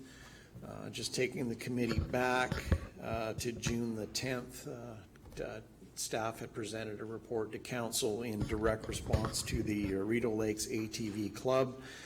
And on June 17th, council had passed a resolution to adopt option 3 in regards to that request, and that was to refer the Rita Lakes ATV Club to the planning and development for connectivity to regional trail networks as part of the strategic plan. Back to that evening again on June 17th, there was a separate new and very specific delegation with a request that was presented to council. The Ontario Federation of ATV Clubs had asked for a specific request for a temporary trail including part of the town's road networks on the basis of a 2-year pilot to allow ATV uses to pass through town. A copy of that trail system was included in the presentation materials that evening. It included various streets within the community, including Ferreira Drive, Ferguson Drive, Abbott Street, Alfred Street, and William Street West. Also included within that request was the portion of the Cataraqui Trail system that falls under the ownership and maintenance of the town of Smiths Falls. The OFATV is seeking a trail network that would provide connectivity up to a total of 8 clubs by linking through the town of Smiths Falls. They did present in their last delegation that would be included with $15 million worth of overriding insurance coverage regarding that facility. And again, they were seeking a 2-year pilot for that with the proviso that it could be revoked by council if there were concerns. In response to that request, I put some options in the report for council to consider. Option 1, of course, is to deny the request for the trail system and again refer the group to the strategic planning for trail networks as identified in the new strategic plan. There is an option as well to move this request to public consultation. We have not yet heard from the broader public on this topic. The details and options concerning, or I should say the details concerning consultation are identified in the report. We think that we would like to hear from direct landowner engagement along the corridor and certainly use the town's Speak Up Smiths Falls community engagement website. So that's our report. We do not have a specific recommendation at the staff level. We're seeking direction from council on those alternatives or others. Thank you. Councillor Brennan? Thanks, Troy. And it seems to me that the benefits of the ATV clubs, their due diligence in terms of insurance, licensing, speed, time of use has been done. The fact of the matter is, if they're going to connect a trail, they're going to have to go on some streets. And what I want to hear from the public, of course, but I think that just to wait and put it on a strategic, lump it in with everything else, I think we should look at it now and see what we can come up with. I mean, I've talked to people just casually around town, so I know that there's going to be some issues with people that live along the corridor. I think it's only 1 kilometer and a bit, and I think that reaching out to them would be important to talk to them about how the speed of the things, they're not as noisy as a motorcycle. We had several thousand motorcycles here on the weekend, and they were pretty loud. I mean, one Harley's probably 3 or 4 ATVs. Rick, about that? Yeah. So I think I would support option 2, and reaching out to those people, especially the people that live along the corridor, and talking to them and get going on it. Councillor Dwyer? Thanks, Troy, for the report. Like Councillor Brennan, I too support option 2. I'd hate to think that we'd lose another season of potential ATV activity in town. So I'd like to see this move through sooner rather than later. Troy, is it possible, actually, let me back up. At the last presentation you gave us, you were talking about Bill 108 or 107? 108? 107. Bill 107 had changed the way the Highway Traffic Act was going to govern ATVs. So today, is it my understanding that if a municipality wanted to prohibit ATVs, they would have to pass the bylaw, or vice versa? It's through the chair in response to that, I think we can simplify that. Like, that change is coming. The legislation, the bill has been passed, yes. The legislation has not officially been amended, but I think the important thing to go to here is the OFATV requires a supported trail from the town and that's fine. to ensure it. So whether we pass a bylaw to prohibit or to allow, that endorsement has to occur from the municipality either way for this to advance. Okay, thank you. Yeah, I would like to run our public consultation concurrent with a pilot project, because I think that's going to give you the best data on how impacts are occurring and potential mitigation measures, particularly if it's only a 2-year or say make it a 1-year pilot project and capture the rest of this season. I think that would give you more reliable data than simply opening public consultation and allowing for speculation about what the impacts may be. So for those reasons, I'm keen to select option 2, but I would like to see the pilot project occur simultaneously. Councillor McGuire? Thank you, Director Dunlop. Yeah, I like option 2. The only thing is we're starting to eat into the season, and I'm wondering if there'd be any way to get that public consultation with the property owners done a little bit quicker. Like if we could get all the consultation done by the end of July, then that still leaves a good August, September, October timeline. Is that feasible, or how tight? Or Through the chair, I would caution from experience, if you try to reach out to the public in the summer months, it's very hit and miss. So we may not get uptake. Some of those properties, we've got tenants, so you've got to hit the door to door. I mean, they have a voice. We'd also have to do mail outs. It does not take long to produce a mail out. I'm not concerned about that. How long it takes to mail and get a response back in some form. I don't think I could say to council that I could get meaningful and complete feedback from the community in a short period in the summer on that topic. That's my caution to council. Okay, that's fair. We don't want to put too much, rush it through. My 2 concerns with the trail itself are still the gap in the bridge between the ties and the wall, that there's enough space there that somebody could fall through, and one section of it's on the downstream side of the boom before the dam, and even on the upstream side you wouldn't want to fall down through there. So I'd like to see some kind of work with Parks Canada and the ATV Club to come up with some kind of a barrier to stop that from happening. And I'd still really like to see if there's an option to work with the property owner on the corner of Abbott and Lombard to use that space to better follow the Skidoo route, just to relieve that right on red turning at the intersection. But I would support Councillor Dwyer's recommendation to do it simultaneously, just because we're running through the season. Go ahead. Madam Chair, the extent of our involvement technically with the club would be to those portions of the trail that lie on either municipally held lands or municipal roads.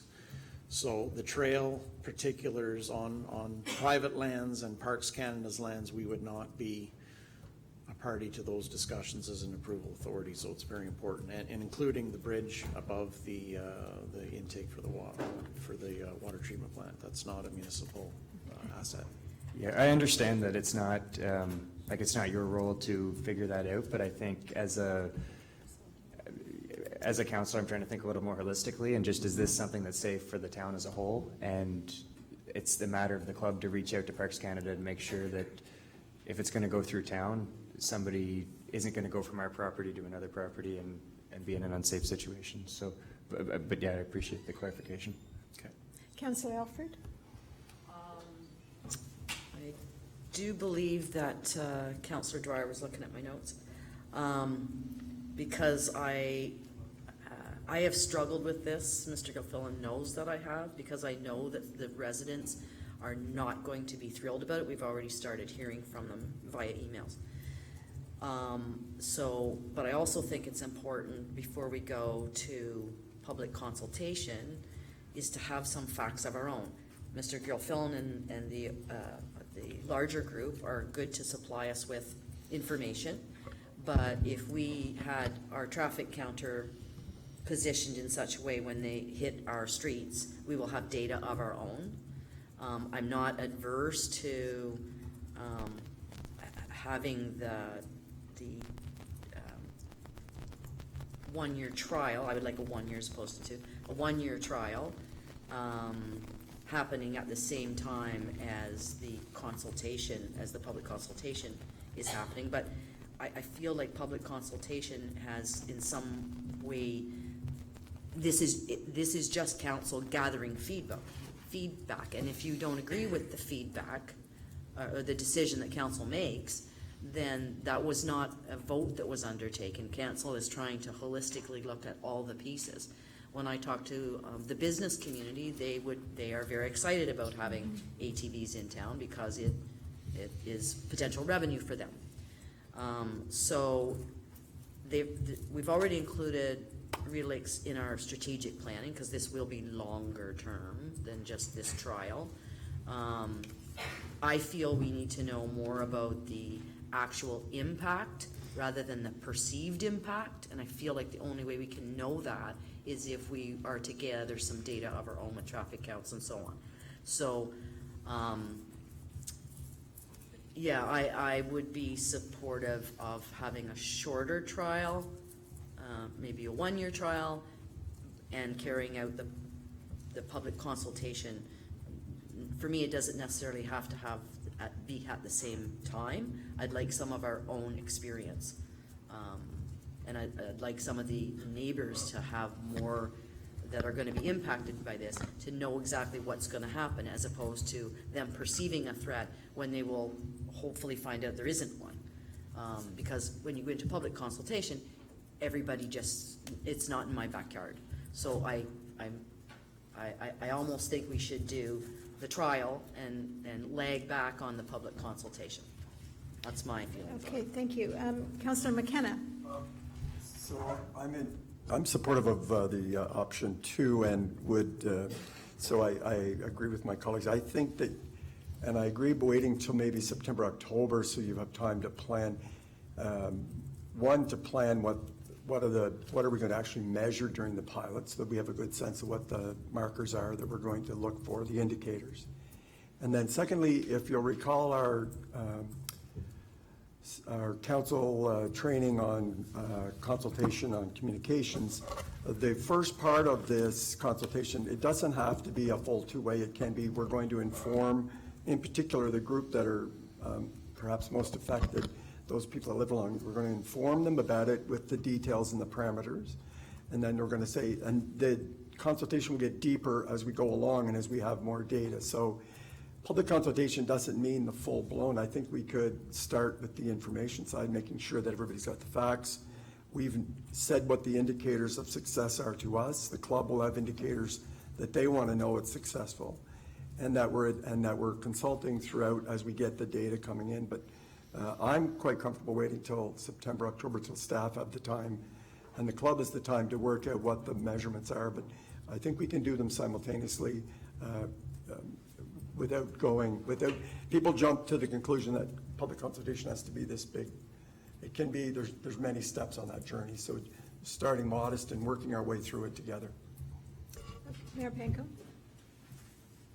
I agree with my colleagues, and I think it's really an example of perception may not equal reality here, and I think the fears may be overblown to some extent, and I think the ATV clubs have done a great job of rerouting from where they were a couple of years ago.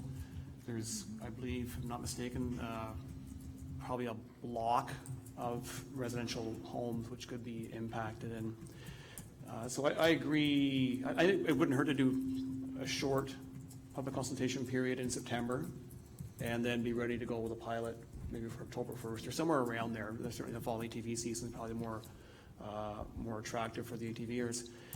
And I personally don't have a big issue with the ATVs overall. It'd be nice to hear what the community has to feel, but as I say, but we're looking at vehicles which are, again, I mentioned licensed, roadworthy, insured. The passengers are wearing helmets, and they're really, you look at a motorcycle versus an ATV, they're simply vehicles that people drive that I don't see a lot of difference really. And as Councilor Brennan said, they're far quieter than a bunch of Harleys going by. So that's my sense anyway. I think we some degree of public consultation, but ready to go with a pilot in the fall. So, Dr. Dumluck, it sounds like from my colleagues that we want you to proceed with somewhat of a consultation information and then a pilot sort of simultaneously, so that we have something to judge the success on. Councillor Dwyer, did you add my comment? Yeah, thanks. Just to clarify, my hope was that the pilot could start immediately. But perhaps it could. Yeah, so I understand from Director Dunlop that we would actually have to pass a resolution to allow the pilot? Is that the action? Through the chair, I'll double check. I believe, we have to pass a bylaw today. We'll check that with respect to the Highway Traffic Act for the roads. That's a number one. And when I say today, I don't mean today, but as a step. We would have to enter into an agreement with them as a landowner with respect to the Cataraqui Trail. And that agreement, I believe that we would strike with the OFATV, would identify the terms of the start-finish, and council would have to execute that agreement. So I believe there's two agreements that would have to be conducted. Myself and Mr. Gilfillan and the OFATV would also, of course, we all need to understand there has to be a signage rollout as well that the clubs are prepared to do as well. So a lot of moving parts, but my understanding is there's at least two obligations to meet for the requirements of the insurer, an agreement, and municipal approvals through bylaw or other means. So on that note, I would suggest that we pass that agreement and the bylaw to allow for use, and then subsequently pass the resolution, or simultaneously pass the resolution for consultation to begin in September once residents return, and that gives staff time to pause and think about the types of questions that we want to ask and the information, to Councillor McKenna's point, that we want to share leading up to the launch of the consultation. Councillor Alfred, did you want to add something? Yeah, I don't want, I know that the Rideau Lakes and OFTA have been waiting for a really long time, but I don't want to rush it right at this last moment. So I would like to hear back from Director Dunlop about how we could, what his suggestions would be for making all this happen. It doesn't have to be tonight, doesn't even have to be at the next council meeting, but as soon as realistically possible. I don't want it like just do it like that. I want some sense of marching forward and ticking the boxes off. Director Dunlop. Madam Chair, I think I need very clear direction this evening to move forward. We have some meetings that are canceled for summer break. There's a lot of steps to proceed on, and I think it's very important that if we're moving on option 2, that we've got clear direction as staff. Councillor McKenna? Yeah, so I'm thinking about our role as doing our own due diligence, and that's why I'm not comfortable right away. I think it'll happen very quickly, like by October, something like that. I think staff and we need to do our due diligence of what does this look like. Even if we said we're going to enter an agreement, that takes time, process. We want to sit down with the club and get it right. We want the pilot to be a success. So cutting corners right now is not, we've waited a long time, a few more months to get this right. You're hearing support for a pilot going through town. You're hearing support for the consultation, especially information going to the people most affected. And I think we're hearing support to say what are the indicators of success and measures that we want to staff to and the club to collect for us and report back in 6 months and report back in 12 months, and then we can move forward. But like to do our due diligence, this, let's get it right. Everybody wants a success. It would be worse because we rushed it, the pilot failed. It sets the whole project back. So that I think we can have it both ways. There's a compromise here, but so those are my thoughts. I don't know what my colleagues think. Director Dunlop, is that we want? Yes. Or something, but just verification. I heard from the committee 1-year term, 2-year term. I think it would be. I had a sense it was 1 from my colleagues, but could I have that? Councillor Dwyer, was your? I mean, I'm Councillor comfortable with 2. If council collectively felt better with 1, I would say yes. But I would caution that if we're not even going to start this pilot project until, now we're saying October, I mean, that gives you 2 months of data. So perhaps 2 years is wiser at that point. I would suggest that we start this sooner rather than later. I think we're kind of overcomplicating this, and this is not something that hasn't been accomplished by other municipalities in the area. So I think, finding a similar agreement that has been used and legal reviewed that we could borrow from our colleagues in other adjacent municipalities through shared services makes sense, and that would allow us to get a little bit more data collection this year. That would make a 1-year project make sense. Otherwise, I think you're better to go with a 2-year and get a full season. So I think perhaps we do need to make our minds up, because we're saying 2 things. I think we're agreeing that we want to do a pilot, and we also want to get started on this, but the change. So, Councillor Brennan? Yeah, I'm in support of doing it sooner rather than later, but I take my advice and direction from Director Dunlop. And so whatever it takes to do the due diligence, get an agreement put together, let's do that. Depending on that timing, I don't have a problem with either 1 or 2 years. I suspect that if it was a 1-year pilot, then it would become permanent 1 year earlier than if it was a 2-year pilot. So that would be my hope.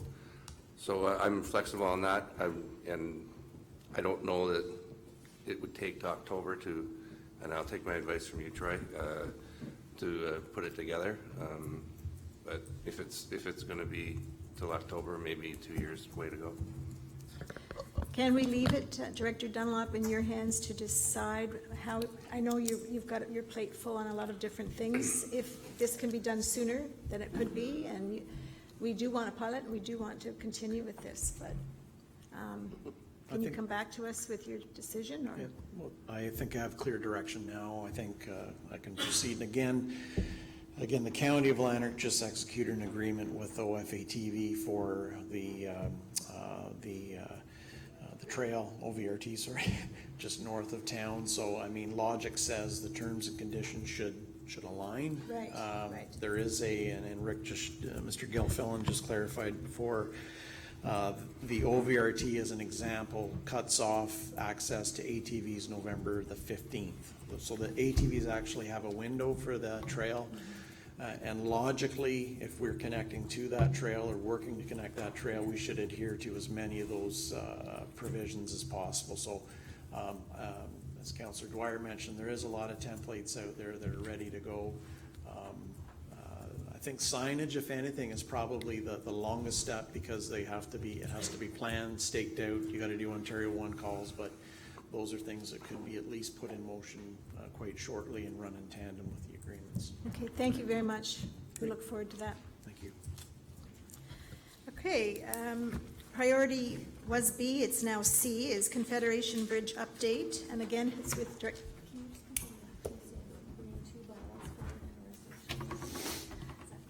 So we just want confirmation, we'll have 2 bylaws and a resolution on our next meeting, next week, next Monday, or Perhaps not the next meeting, but very soon thereafter. okay, so is that all right? Yeah. All right, so very soon. Thank you. Just if I can just take a minute on this one. Earlier I said something that I had done 9 years ago that mattered a lot to me. Confederation Bridge is one of those things. When I ran my first election, I said I wanted to see it used as a bridge. I wanted it to be maintained in its historic center. And if you haven't had a chance, and these are just for people if you're interested, if you Google Historic Bridges of Ontario, and when you get there, click on Lanark, you're going to find an article that talks about our very famous 5 historic bridges. It's worth a read. It talks about each one of them, and the Confederation Bridge is just one of those. So I'm hoping that tonight we can talk about how we're going to turn this beautiful historic bridge back into its glory. So I'll start by that, and I don't know who wants to go next. Councillor Alford? Oh, sorry. Oh, I should give his report first. Doesn't matter these days, right? Doesn't matter. Because I can talk less.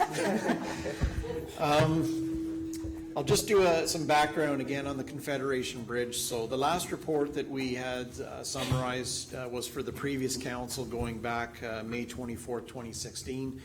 That summary, which was very much targeted at as providing the history and the closure, speaking how it integrates with the revitalization of Centennial Park area, and also spoke to the traffic relations in terms of the operations of the Lombard-Abbott intersection. So that report has been appended to the one you have this evening as attachment 1. As an update, or I guess what's transpired since that point, in fall of last year, obviously when the budget deliberations were starting to move forward for the current year we're in, staff started to dive in a little deeper in looking at the Confederation Bridge.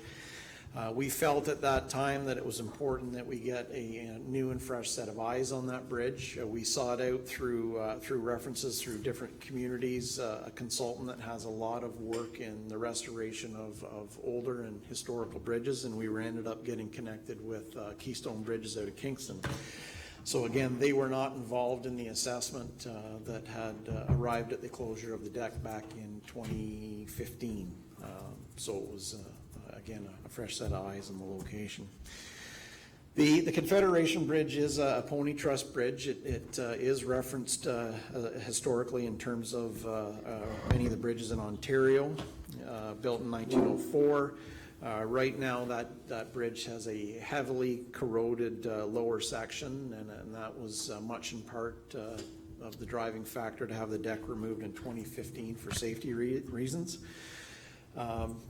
We did have the bridge looked at by a consultant again right around Christmas time. We had a break where there was good weather, and they got a close look at the various components. One of the key recommendations we had from Keystone Bridges, they essentially said there is some restoration value to that structure.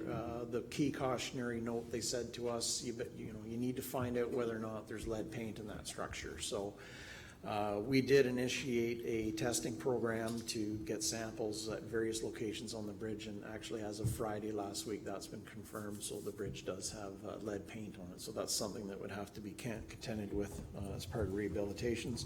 Not uncommon in rehabilitations of older infrastructure, I should also add. The downtown revitalization plan, I should point out again, that vision that was set forward in 2013 as a policy document had envisioned a pedestrian bridge at this location. The details of that plan have been appended to this report as attachment 2.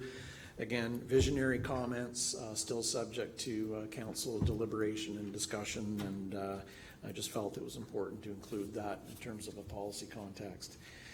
The bridge options, obviously, that are present, we can recondition the existing bridge or we can build a new one.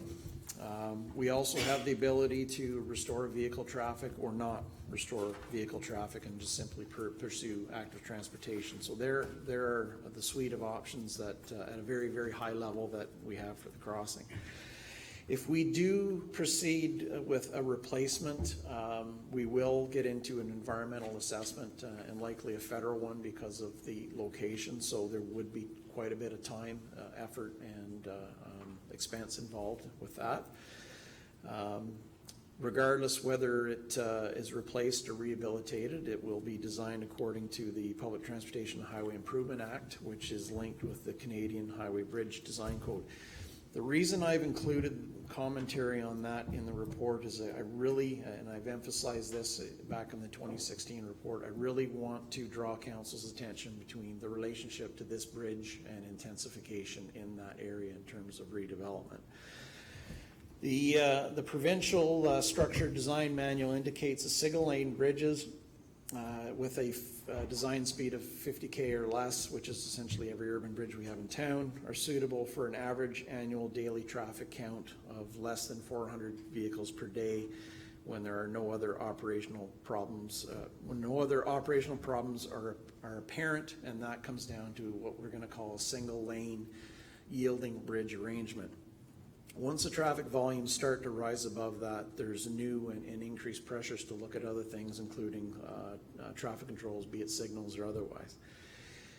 We went through our records in one of the last counts that was done on the section between the bridge and Beckwith Street was done in February 2012, so it was done in a period when the swing bridge actually wasn't happening, and those counts, actually that crossing got up to 1,123. So history tells us that the traffic did get quite high over the bridge at one time.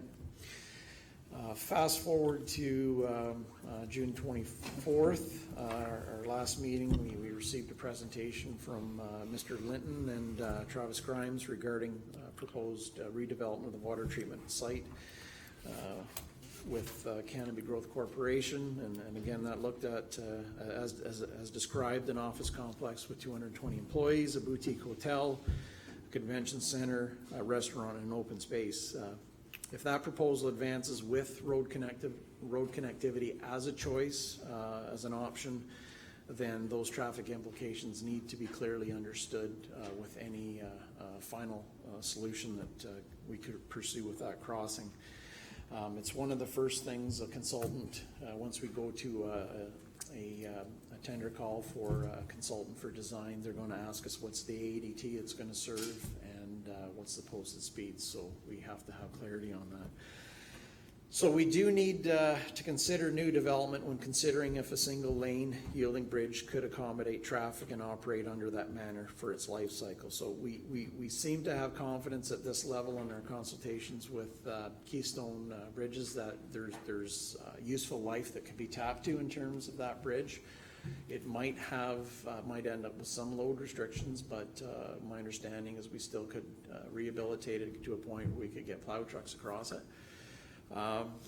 But again, as a cautionary note, as the operation of the bridge as we've traditionally understood it as a yielding single lane bridge, it may not be able to operate in that fashion under a redevelopment scenario, and perhaps not for its design life. So When we do get into the next stage and diving into rehabilitation options, we'll have to identify what in fact is the service life of a key rehabilitation of that structure. Is it 25 years or 50 years? And seek to answer those questions. Councillor Brennan? Thanks, Troy. I'm really happy and overjoyed to hear that we can fix the bridge. And part of your report, I guess you just heard about the lead. And we had, without that information, we couldn't make any type of cost predictions or anything. But we're getting to that point now, are we not? That we can try to figure out how much it's going to cost. Before, I mean, I thought the information from Greer Galloway was that it's done, it's over with, but that's great to hear that we can fix it. And I certainly support that, but I guess my question is, what are next steps? Through the chair, now that we have the results of the lead paint, I think we can go back to Keystone Bridges and get probably a Class D estimate on the various options in terms of the bridge. I think it's important, even if a non-vehicular solution is selected, that we still look at the bridge for an active transportation connection as well. So that would be, so whether the traffic serves one-way traffic as one lane or two-way traffic as one lane, it's still a one lane wide bridge. So we will analyze the structural costs for that option. But when we do move forward to the next stage of advancing a detailed design, again, I want to caution council that the projected traffic has to very seriously be considered if a one-lane solution for rehabilitation is chosen, and just so we know exactly what we're getting in terms of an asset for its service life. But that would just mean that, through the chair, that would just mean a signal, like a light, letting people through one way and then the other way. Through the chair, I don't know. I'm not a traffic consultant, but there's quite a significant intensity that I saw in that last development proposal that would have to be considered. So. Councillor Alford? Yeah, this report was very thorough, and not having been involved before with the decisions over Confederation Bridge, it was quite interesting to me. So, again, now that we know that there's lead paint, that can factor into whatever the costs are, but I'm supportive of hearing what our options are, a one-lane vehicle or an active transportation bridge, and what those would cost before we can have any meaningful discussions about what happens next. Except that I'll use the word when that water treatment plant is redeveloped. If I understand this correctly, if that were a vehicular bridge, a one-lane vehicular bridge, we may not, if we restore it as a one-lane yielding bridge, and when that's developed, that one-lane yielding bridge would have more traffic than that bridge would be able to sustain over time. Is that correct?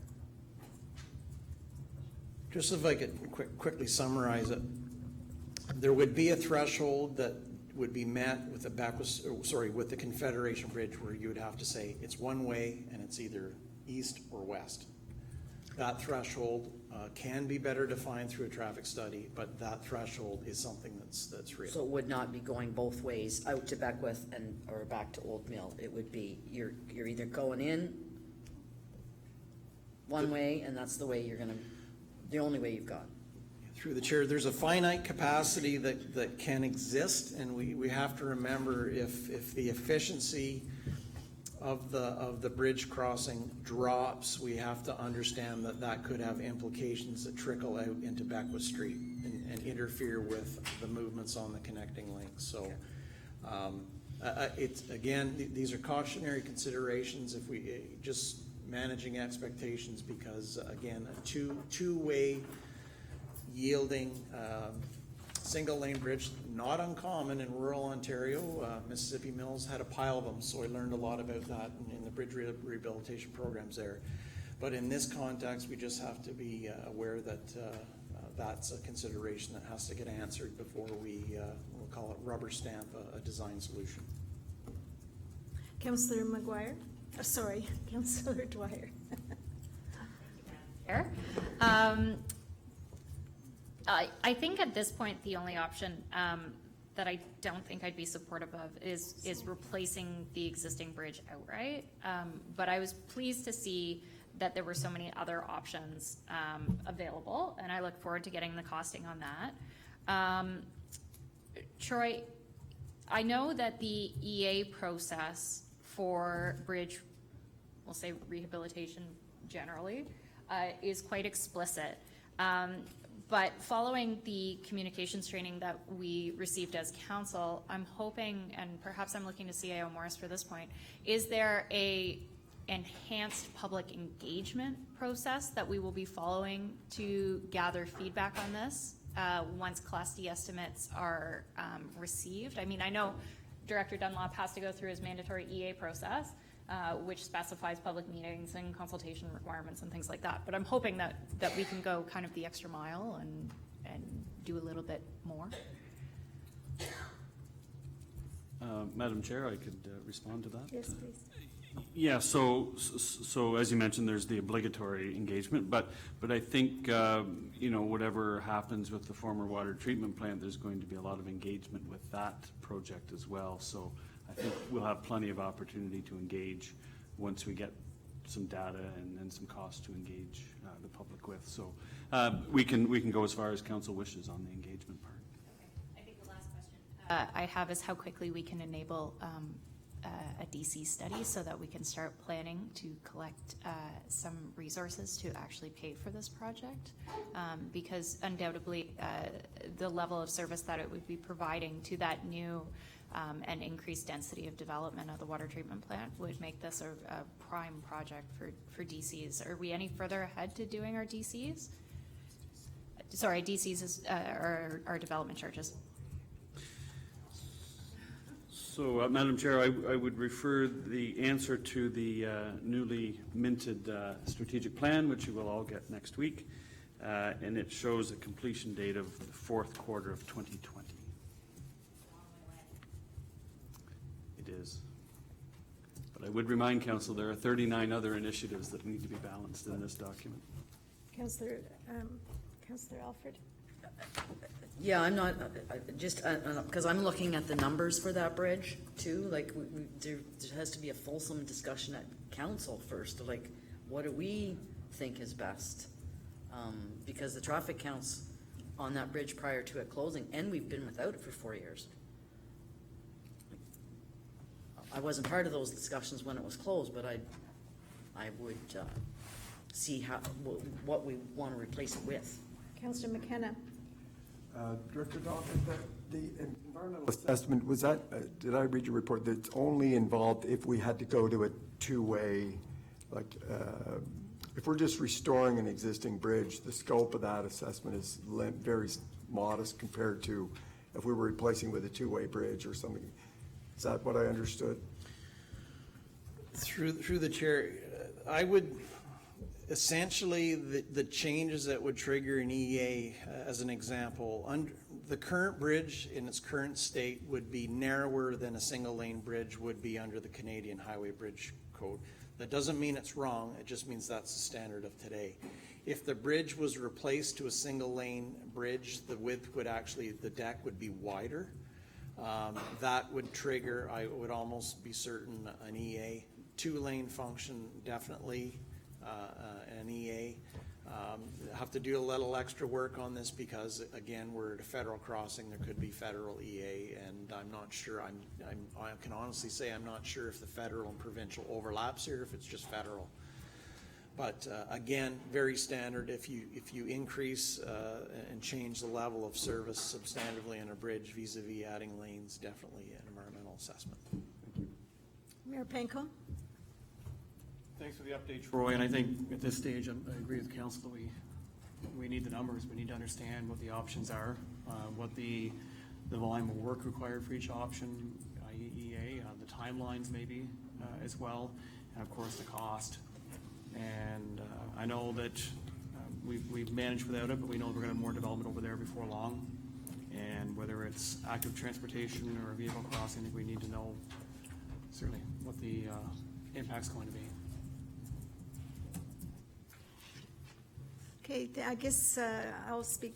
My comment is a number of years ago, before we took the floor of the bridge off, we had at our Heritage Symposium Andrew Ross, and he's a restoration historic steel truss bridge expert that did a lot of bridges at that time, and he talked about how important the multi-span bridge that we have was. And at that time, he was saying to us, and that was my committee, that it could come in as low as $70,000.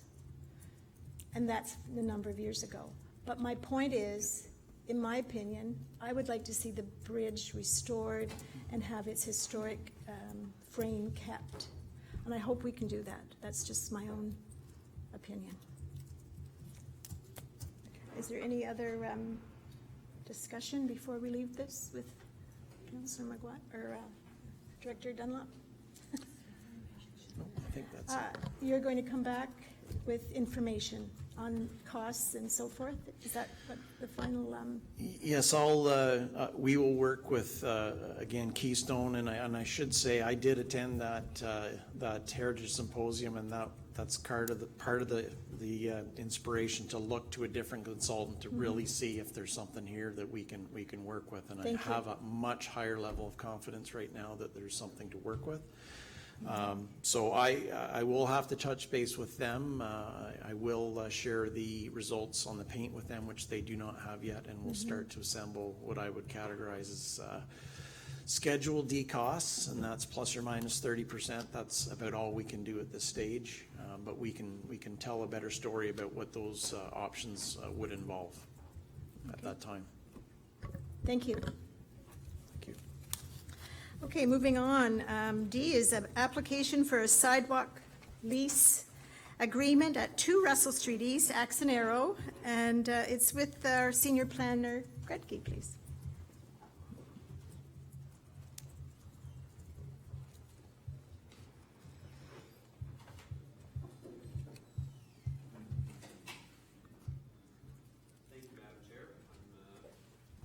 Thank you, Madam Chair. I'm bringing to Council's attention a request and an application we received from Brian Piquette, the owner of the Axe and Arrow Gastropub. He's looking for Council's permission to install a patio at an outdoor patio at that location to serve clients of his restaurant. As Council may recall, that site was formerly the home of Coffee Culture, which has vacated in the last year. It's been taken over by Mr. Piquette's business, and he's looking to install a patio very similar to what was previously in place in Coffee with the Coffee Culture. So, as the patio lease agreement is subject to the approval of Council, the report makes the recommendation that we allow that. The request was circulated to our Public Works Department, engineer, the Fire Department, Chief Building Official, Director of Corporate Services, and there were no major concerns raised. There's a couple of items that will need to be implemented in the agreement. So that will include the completion of or the presentation of a proof of public liability insurance, the completion of the business license, which has been applied for, and to the best of my knowledge, it has not yet been issued, but likely will be very soon. Also, with respect to the total number of seats, the current the fire code limits that to a total of 10. I understand the proponent may be seeking permission for more in the future. That's obviously subject to the approval of the applicable departments, and certainly the remaining sidewalk space for public circulation shall be cleared of all obstructions. So the normal practice, if approved, would be for a 3-year term for the patio. There is the standard agreement does include a potential out clause. So if construction were to be occurring on that, if that land were to be needed for municipal purposes at some point in the future, then that can be terminated if need be. But proponents and business owners along Beckwith Street and in the vicinity have been advised that they can apply for these lease arrangements this summer. So the recommendation of staff is to adopt a bylaw authorizing the entering into of a patio lease agreement with the proponent. Councillor Alford? Construction got all turned upside down. I'm very supportive. Let's get this done and passed as quickly as possible. Councillor McGuire? Thanks, Carol. I'm very supportive as well. How long does it take us to process one of these applications from start to finish? Too long. Or start to council, I guess? So normally, once we receive a completed application, we circulate it with other departments in the municipality, and certainly comments come back get addressed. But normally it takes a few weeks for it, assuming there's no major hiccups arise here.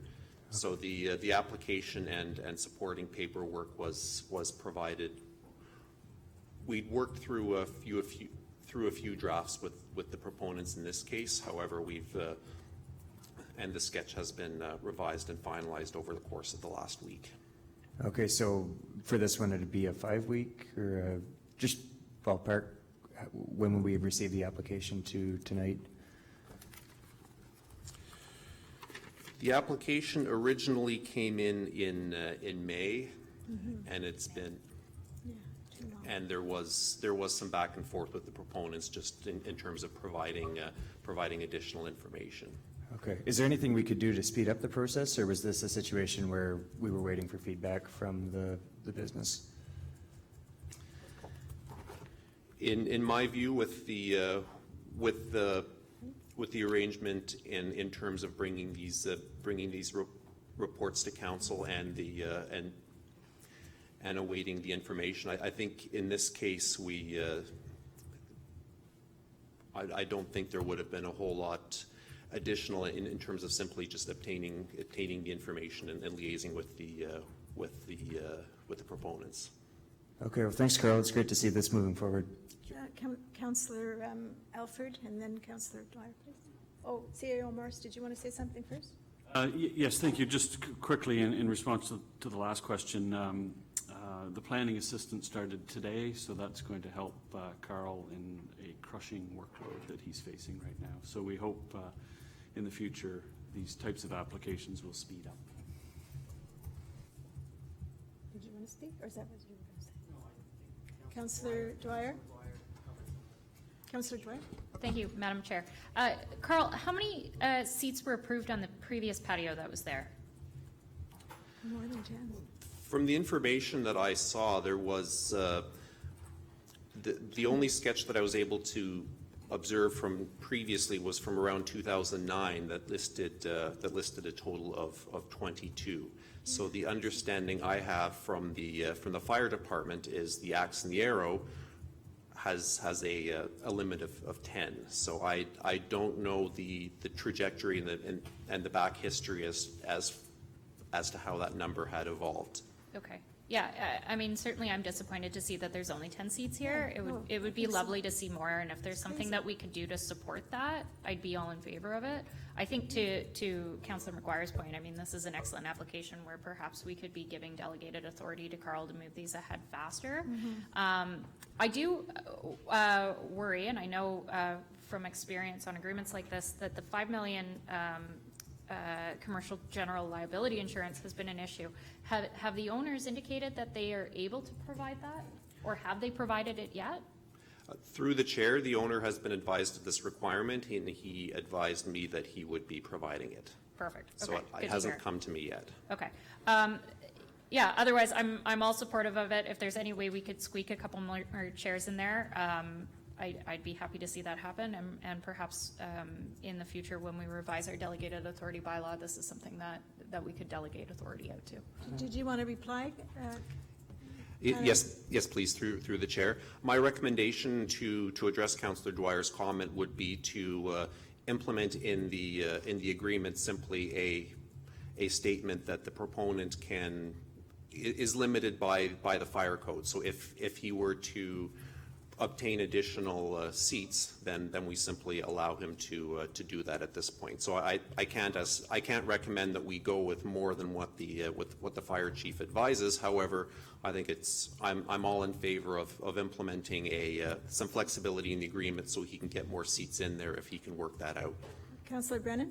Yeah, not to micromanage, but would the difference be, does his liquor license extend it to the patio? No, it doesn't. Does it not?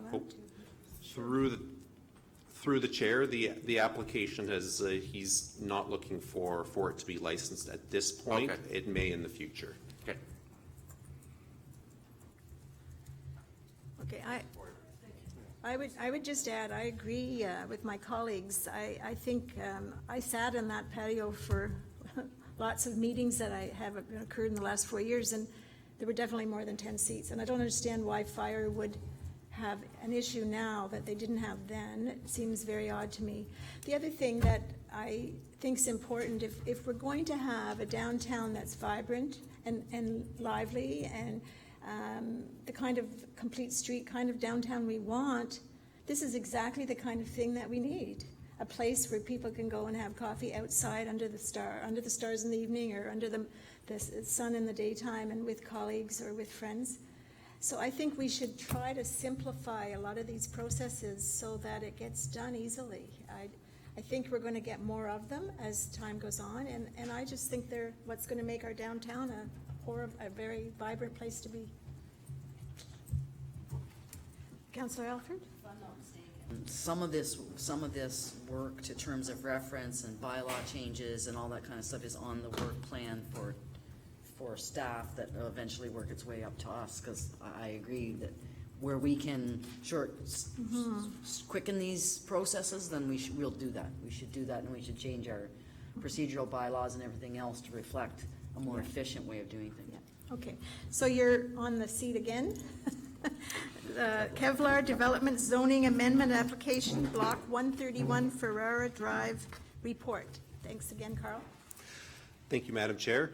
This report summarizes a zoning amendment application for which there was a public meeting held a couple of weeks ago, hosted by the Planning Advisory Committee. So this application concerns a roughly 1.6 acre property. It's municipally owned. The proponents, Kevlar Developments, have entered into a conditional purchase agreement with the town, and what they're looking to do is rezone the property from a general commercial special exception 10 to a residential type 5 zone to accommodate 20 townhomes. So one of the proposal, if approved, would allow for the development of these 20 townhomes. They're looking at 4 units of 5 blocks each, and they're proposing to have it all continue to be a single parcel owned by the developer, and each of the units would be rented out. So they're looking at 2-bedroom units, roughly at 1,100 square feet each. They would be single-story slab on grade. So the current zoning is commercial. It's been in place since roughly 2005, when the area was initially contemplated as part of a business park. So the public meeting was held by the Planning Advisory Committee. There were 6 residents spoke on the application. All of the residents who spoke lived on Merrick Street, so there was a row of houses to the rear of this property. So most of the concerns raised there related to the potential compatibility of townhouse development vis-a-vis the existing vacant use of the property. So there were concerns about the visual impacts of the clearing and development on the backyards. There were concerns about the construction impacts and whether there would be blasting impacts on the hydro easements, as well as some comment about the traffic and driveway access, and concerns about the impacts of the higher density residential development in that area.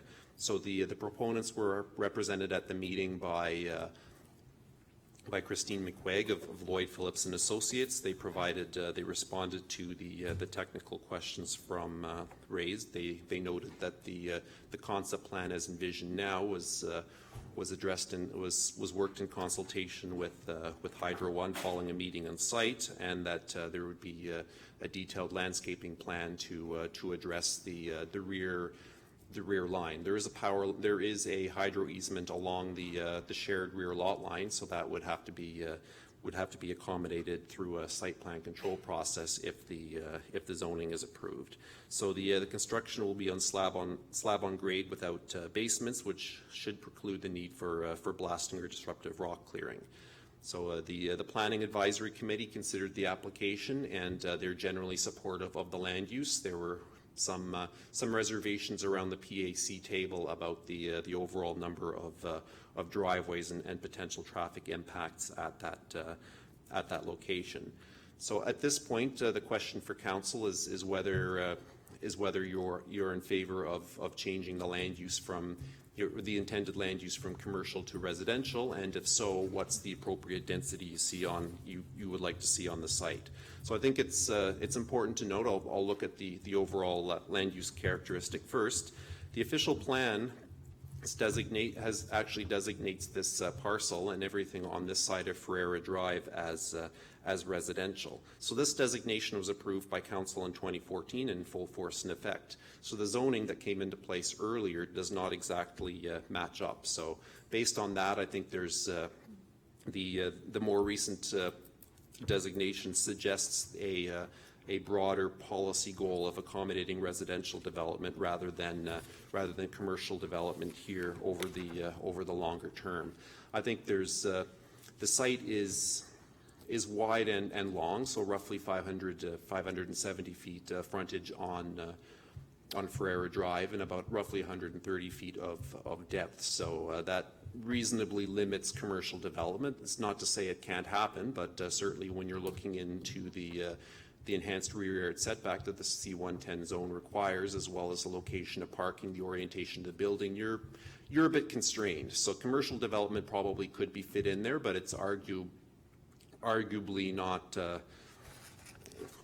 fairly limited. So there are underdeveloped commercial parcels in this end of town. Not a lot, but there's a few that are mostly further down along in the Lombard Street corridor. There's a larger vacant commercial parcel right across the road, and that parcel is actually designated by our official plan as neighborhood servicing commercial, and that's a policy we have there. It's intended as a sort of a locally oriented commercial land use designation intended to support local and neighborhood visitors.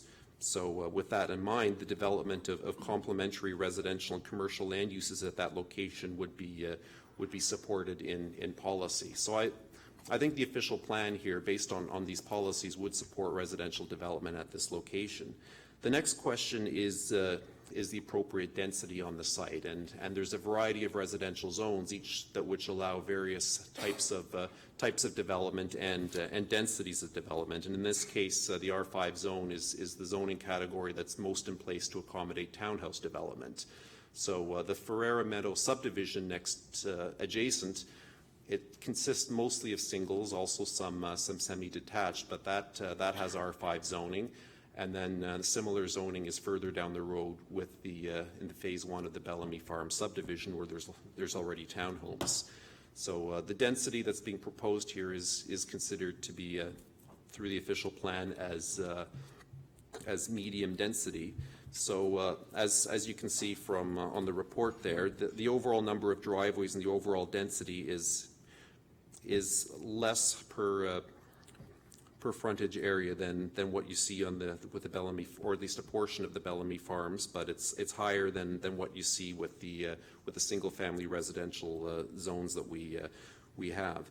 In this case, our official plan suggests that medium and high density residential uses and permitted non-residential uses should have direct access to arterial and collector roads without having to pass through low density residential areas. So in this case, there is no, if you're coming from the arterial road, which is Lombard Street, there is no low-density residential, this would be the first residential area coming in that direction. So I think if we're looking at medium-density residential, this is an appropriate location for that. And certainly with the existing zoning in place in nearby areas, there's some acceptance of a variety of densities. So this doesn't appear to be significantly out of character. I think it would be harder to get significantly higher density on this area just based on the frontage and depth, and certainly avoiding the overall number, or minimizing the number of accesses to the road. So one option, and that could be looked at through the site plan stage if council approves the zoning, if there is concern with respect to the overall number of driveways. And I'm not recommending that at this stage. It would need to be more closely investigated with Hydro One and others. But for instance, going from 4 blocks of 5 units to 5 blocks of 4 units, where everyone would still be sharing the driveway, that potentially can reduce the number of driveways by 2 on the site. You're still looking at the same number of cars, but that can be a possibility to investigate in the site plan stage if council approves the zoning. So the site plan control stage that would be the next step if council approves the zoning, and that's where we'd be looking at more of the technical elements of the development, and that would really address a lot of the key concerns that came up at the public meeting and the reasonable concerns that abutting property owners had about development in the rear. I think it's fair to say that if a commercial development would be going in there in accordance with the current zoning, we'd be seeing a lot of the same impacts. We'd be looking at site plan control there. So a change to residential we would certainly be looking at fencing and visual buffering. So I think it's premature to say where the fencing would occur, but these are the items that would be looked at. The proponents have advised they'll be undertaking getting a landscape plan as well to have a look at that. So I think based on a review of the policy, staff have come to the staff are of the view that the application is supported in policy by the town's official plan, and is the recommendation that we approve the application and adopt a bylaw at the next available opportunity. Councillor Alford? This one is extremely easy for me, Carl. Yes, I will support the zoning change. Both Councillor Brennan and I sit on planning advisory. You have, as usual, answered all the questions that I might have had about how this would work in terms of density, what else would be there. You're right, it's not a site that commercials would probably find attractive, so this is a good place to put some housing. But the slam dunk is that number one on our issue list is housing. This is a developer that will come in and build 20 townhomes, slab on grade, and rent them and be the landlord for that. So if anything, that would be the thing that I'm most supportive of, is to get that housing built as quickly as possible, and the zoning change is just part of the road to that end.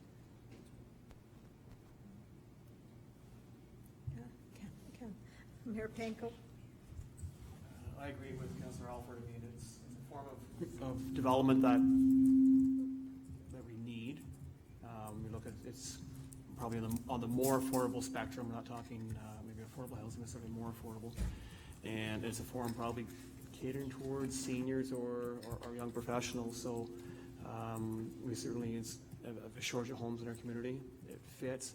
I was one time I was concerned about the volume of driveways on Ferrara, and I'm not as concerned now. I think it's the tenants there that will have to be certainly more cautious coming out. But one question, just as it relates to Ferrara, maybe it's Troy better to speak to this, would be is there on-street parking along there, or any restrictions on on-street parking? Just looking at the layout, there's not a lot of room for vehicle parking with each unit, and certainly any visitors would need a place to park.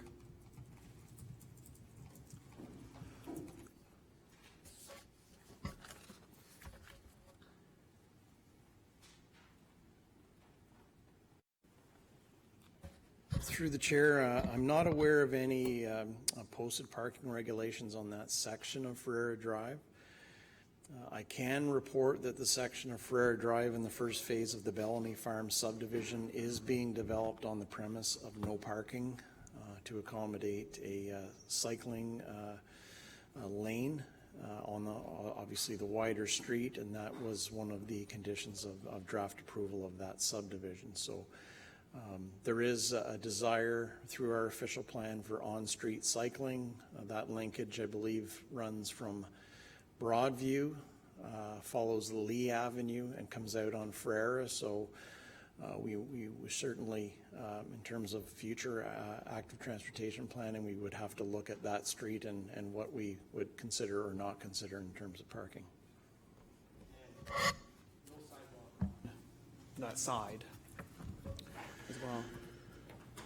That is correct. There is no sidewalk on the, if I get my bearings right, I believe the north side, or we'll say the east side of Ferrera Drive, and that is something we've already discussed with the proponent as a consideration as part of the site plan process. There's clearly going to be a need for pedestrians, or we'll call it a driver for pedestrian usage brought on by this development. We want to make sure they're accommodated, and we're looking at that collaboratively. Okay, thank you. And again, a proximity to the commercial core on Lombard certainly makes this a very suitable development. I have no problem supporting this application. I think it's logical and it makes sense. And I'm pleased to see that the developer has complied with all of the setback requirements of the zone, which, Carl, what's the zoning on Merrick Street? Is it R4 or is it R5 as well? It's on Merrick Street, it's R4. Okay, so the zone provisions for the R4 zone would look very similar to R5.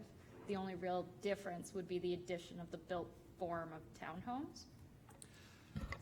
That's correct. I'd have to take a look at whether the exact single-family dwelling standards in R4 and R5 are the same, or the semi-detached standards in R4 and R5 are the same, but the key difference between R4 and R5 is the townhouse permission.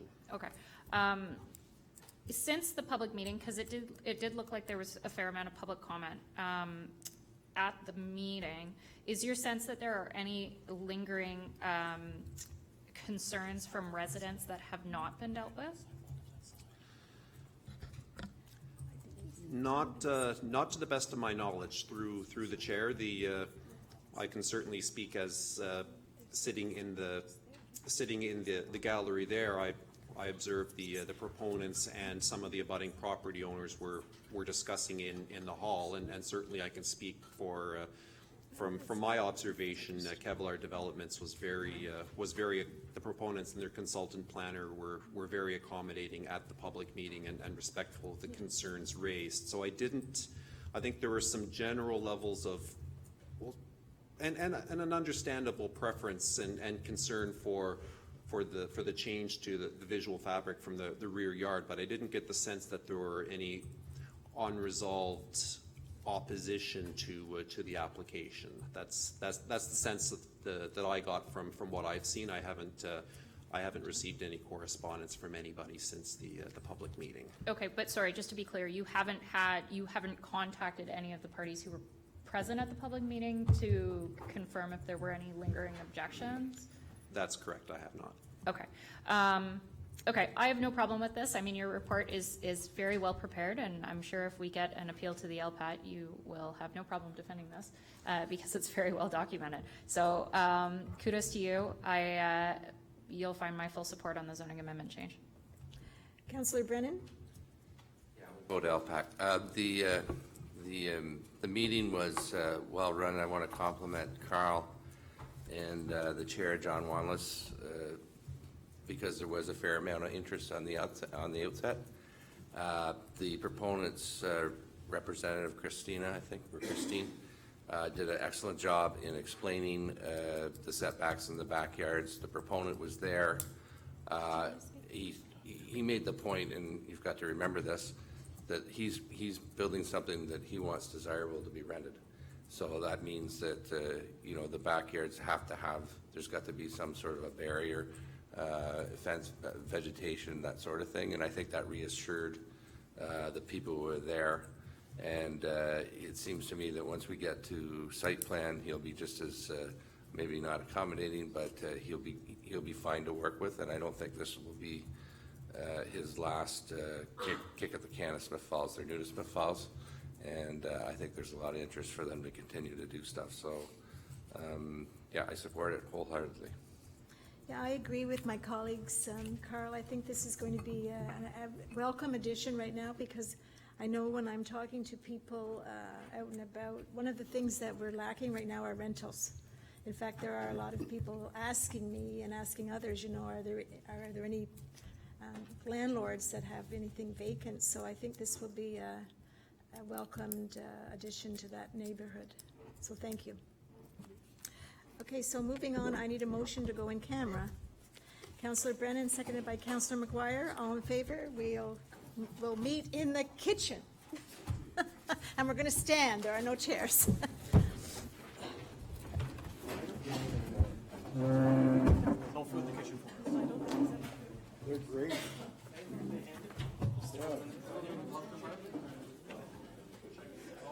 They were a little dirty, but get the kayak? Get your kayak? Oh, I'm around there most of this week.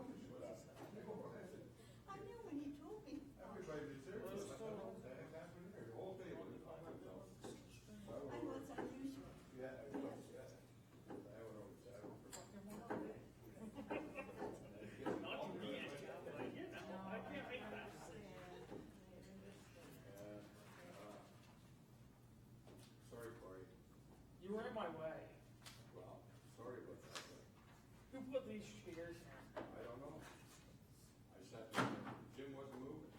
I know, I'm like, Jim, no, no. Once it cleared over there, it was okay. I agree with that, I go. Bring my chair. Bring my chair back there? Yes, you guys can go. I have to stay. Oh, okay, you got more to do. I have to stay longer than you, so.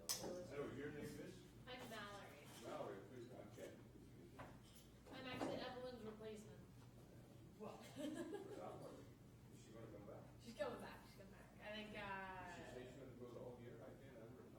she's off till, yeah, she's off till June 29th, 2020, or something like that. Yeah. She's totally taking the full year. Why wouldn't she? The community garden, I was younger, my wife and I were there last night, for 2 hours. Our little spot, Here, let me so full of goddamn Yeah. crap. Was that right? And every time we dig it up, it just keeps coming. And it's killing, it's flooded all over some of our roads. Yeah. And I think I go end up with 4 bean plants, half a dozen bean plants. For kind of one row where we got some crop. See, there's suckers there, I just have to figure out the installation before all those guys and glasses, because it's over wet weather, I just took off. You know, some beauty gardens set up those for the capability. I just knew he would be the one to ask. Evelyn's was, it's all, hers is really nice stuff. So I was over, there's 2 there that she had for my kids. Yeah. That's true. It's supposed to be some support from them. No, nothing has changed. I still work with people screen for somebody from the system. So we tried to into your projector, so whenever you guys had to get your projector tonight, Projector, I'm not so worried about it's live on. Oh, yeah. I've been working on that. I've got a mirror from American Gallery. I don't know why. I do need some statement as well. Yeah, I'm feeling it too. We get the door full. Oh, protest? Yes. They were there tonight. I was on vacation last week, so. Hockey throws. Last week.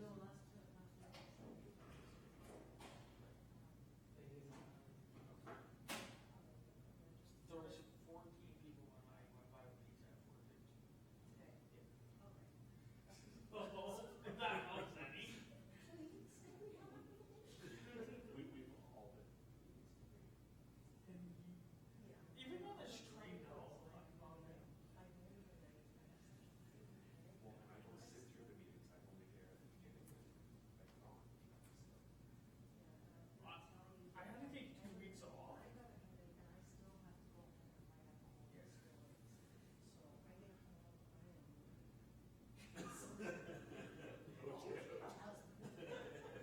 I had to take 2 weeks off. We went to Niagara Falls one week, and I'm like, fuck yes. Let's make sure we go on a Monday. Like, no kidding. no, we're planning this on a Monday. So we left like Monday at like 11. I'm like, perfect. This is awesome because I'm not dealing with none of this.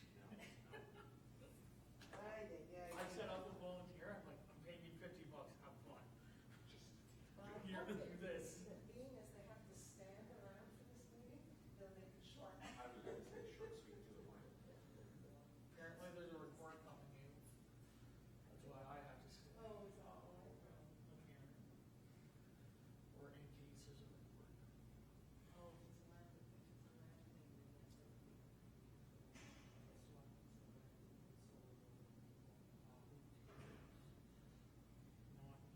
Well, No, I need a wall.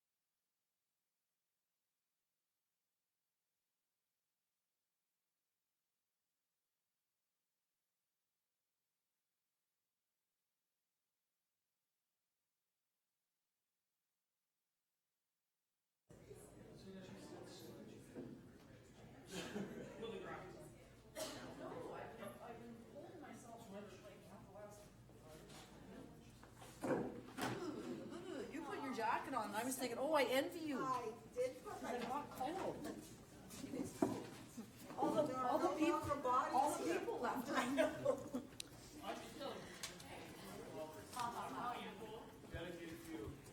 Not all those eating people that were here before. So thank you for those of you that waited. The Rising Report is that we gave some information and received information on a potential land acquisition. And that's it for our priority issues. Are there any standing items this evening? Seeing none, I would like to motion adjournment with Councillor McGuire and seconded by Councillor Dwyer. All in favor? We are so adjourned. At, what time is it? I don't know. 8:06, thank you. Thanks. Yes.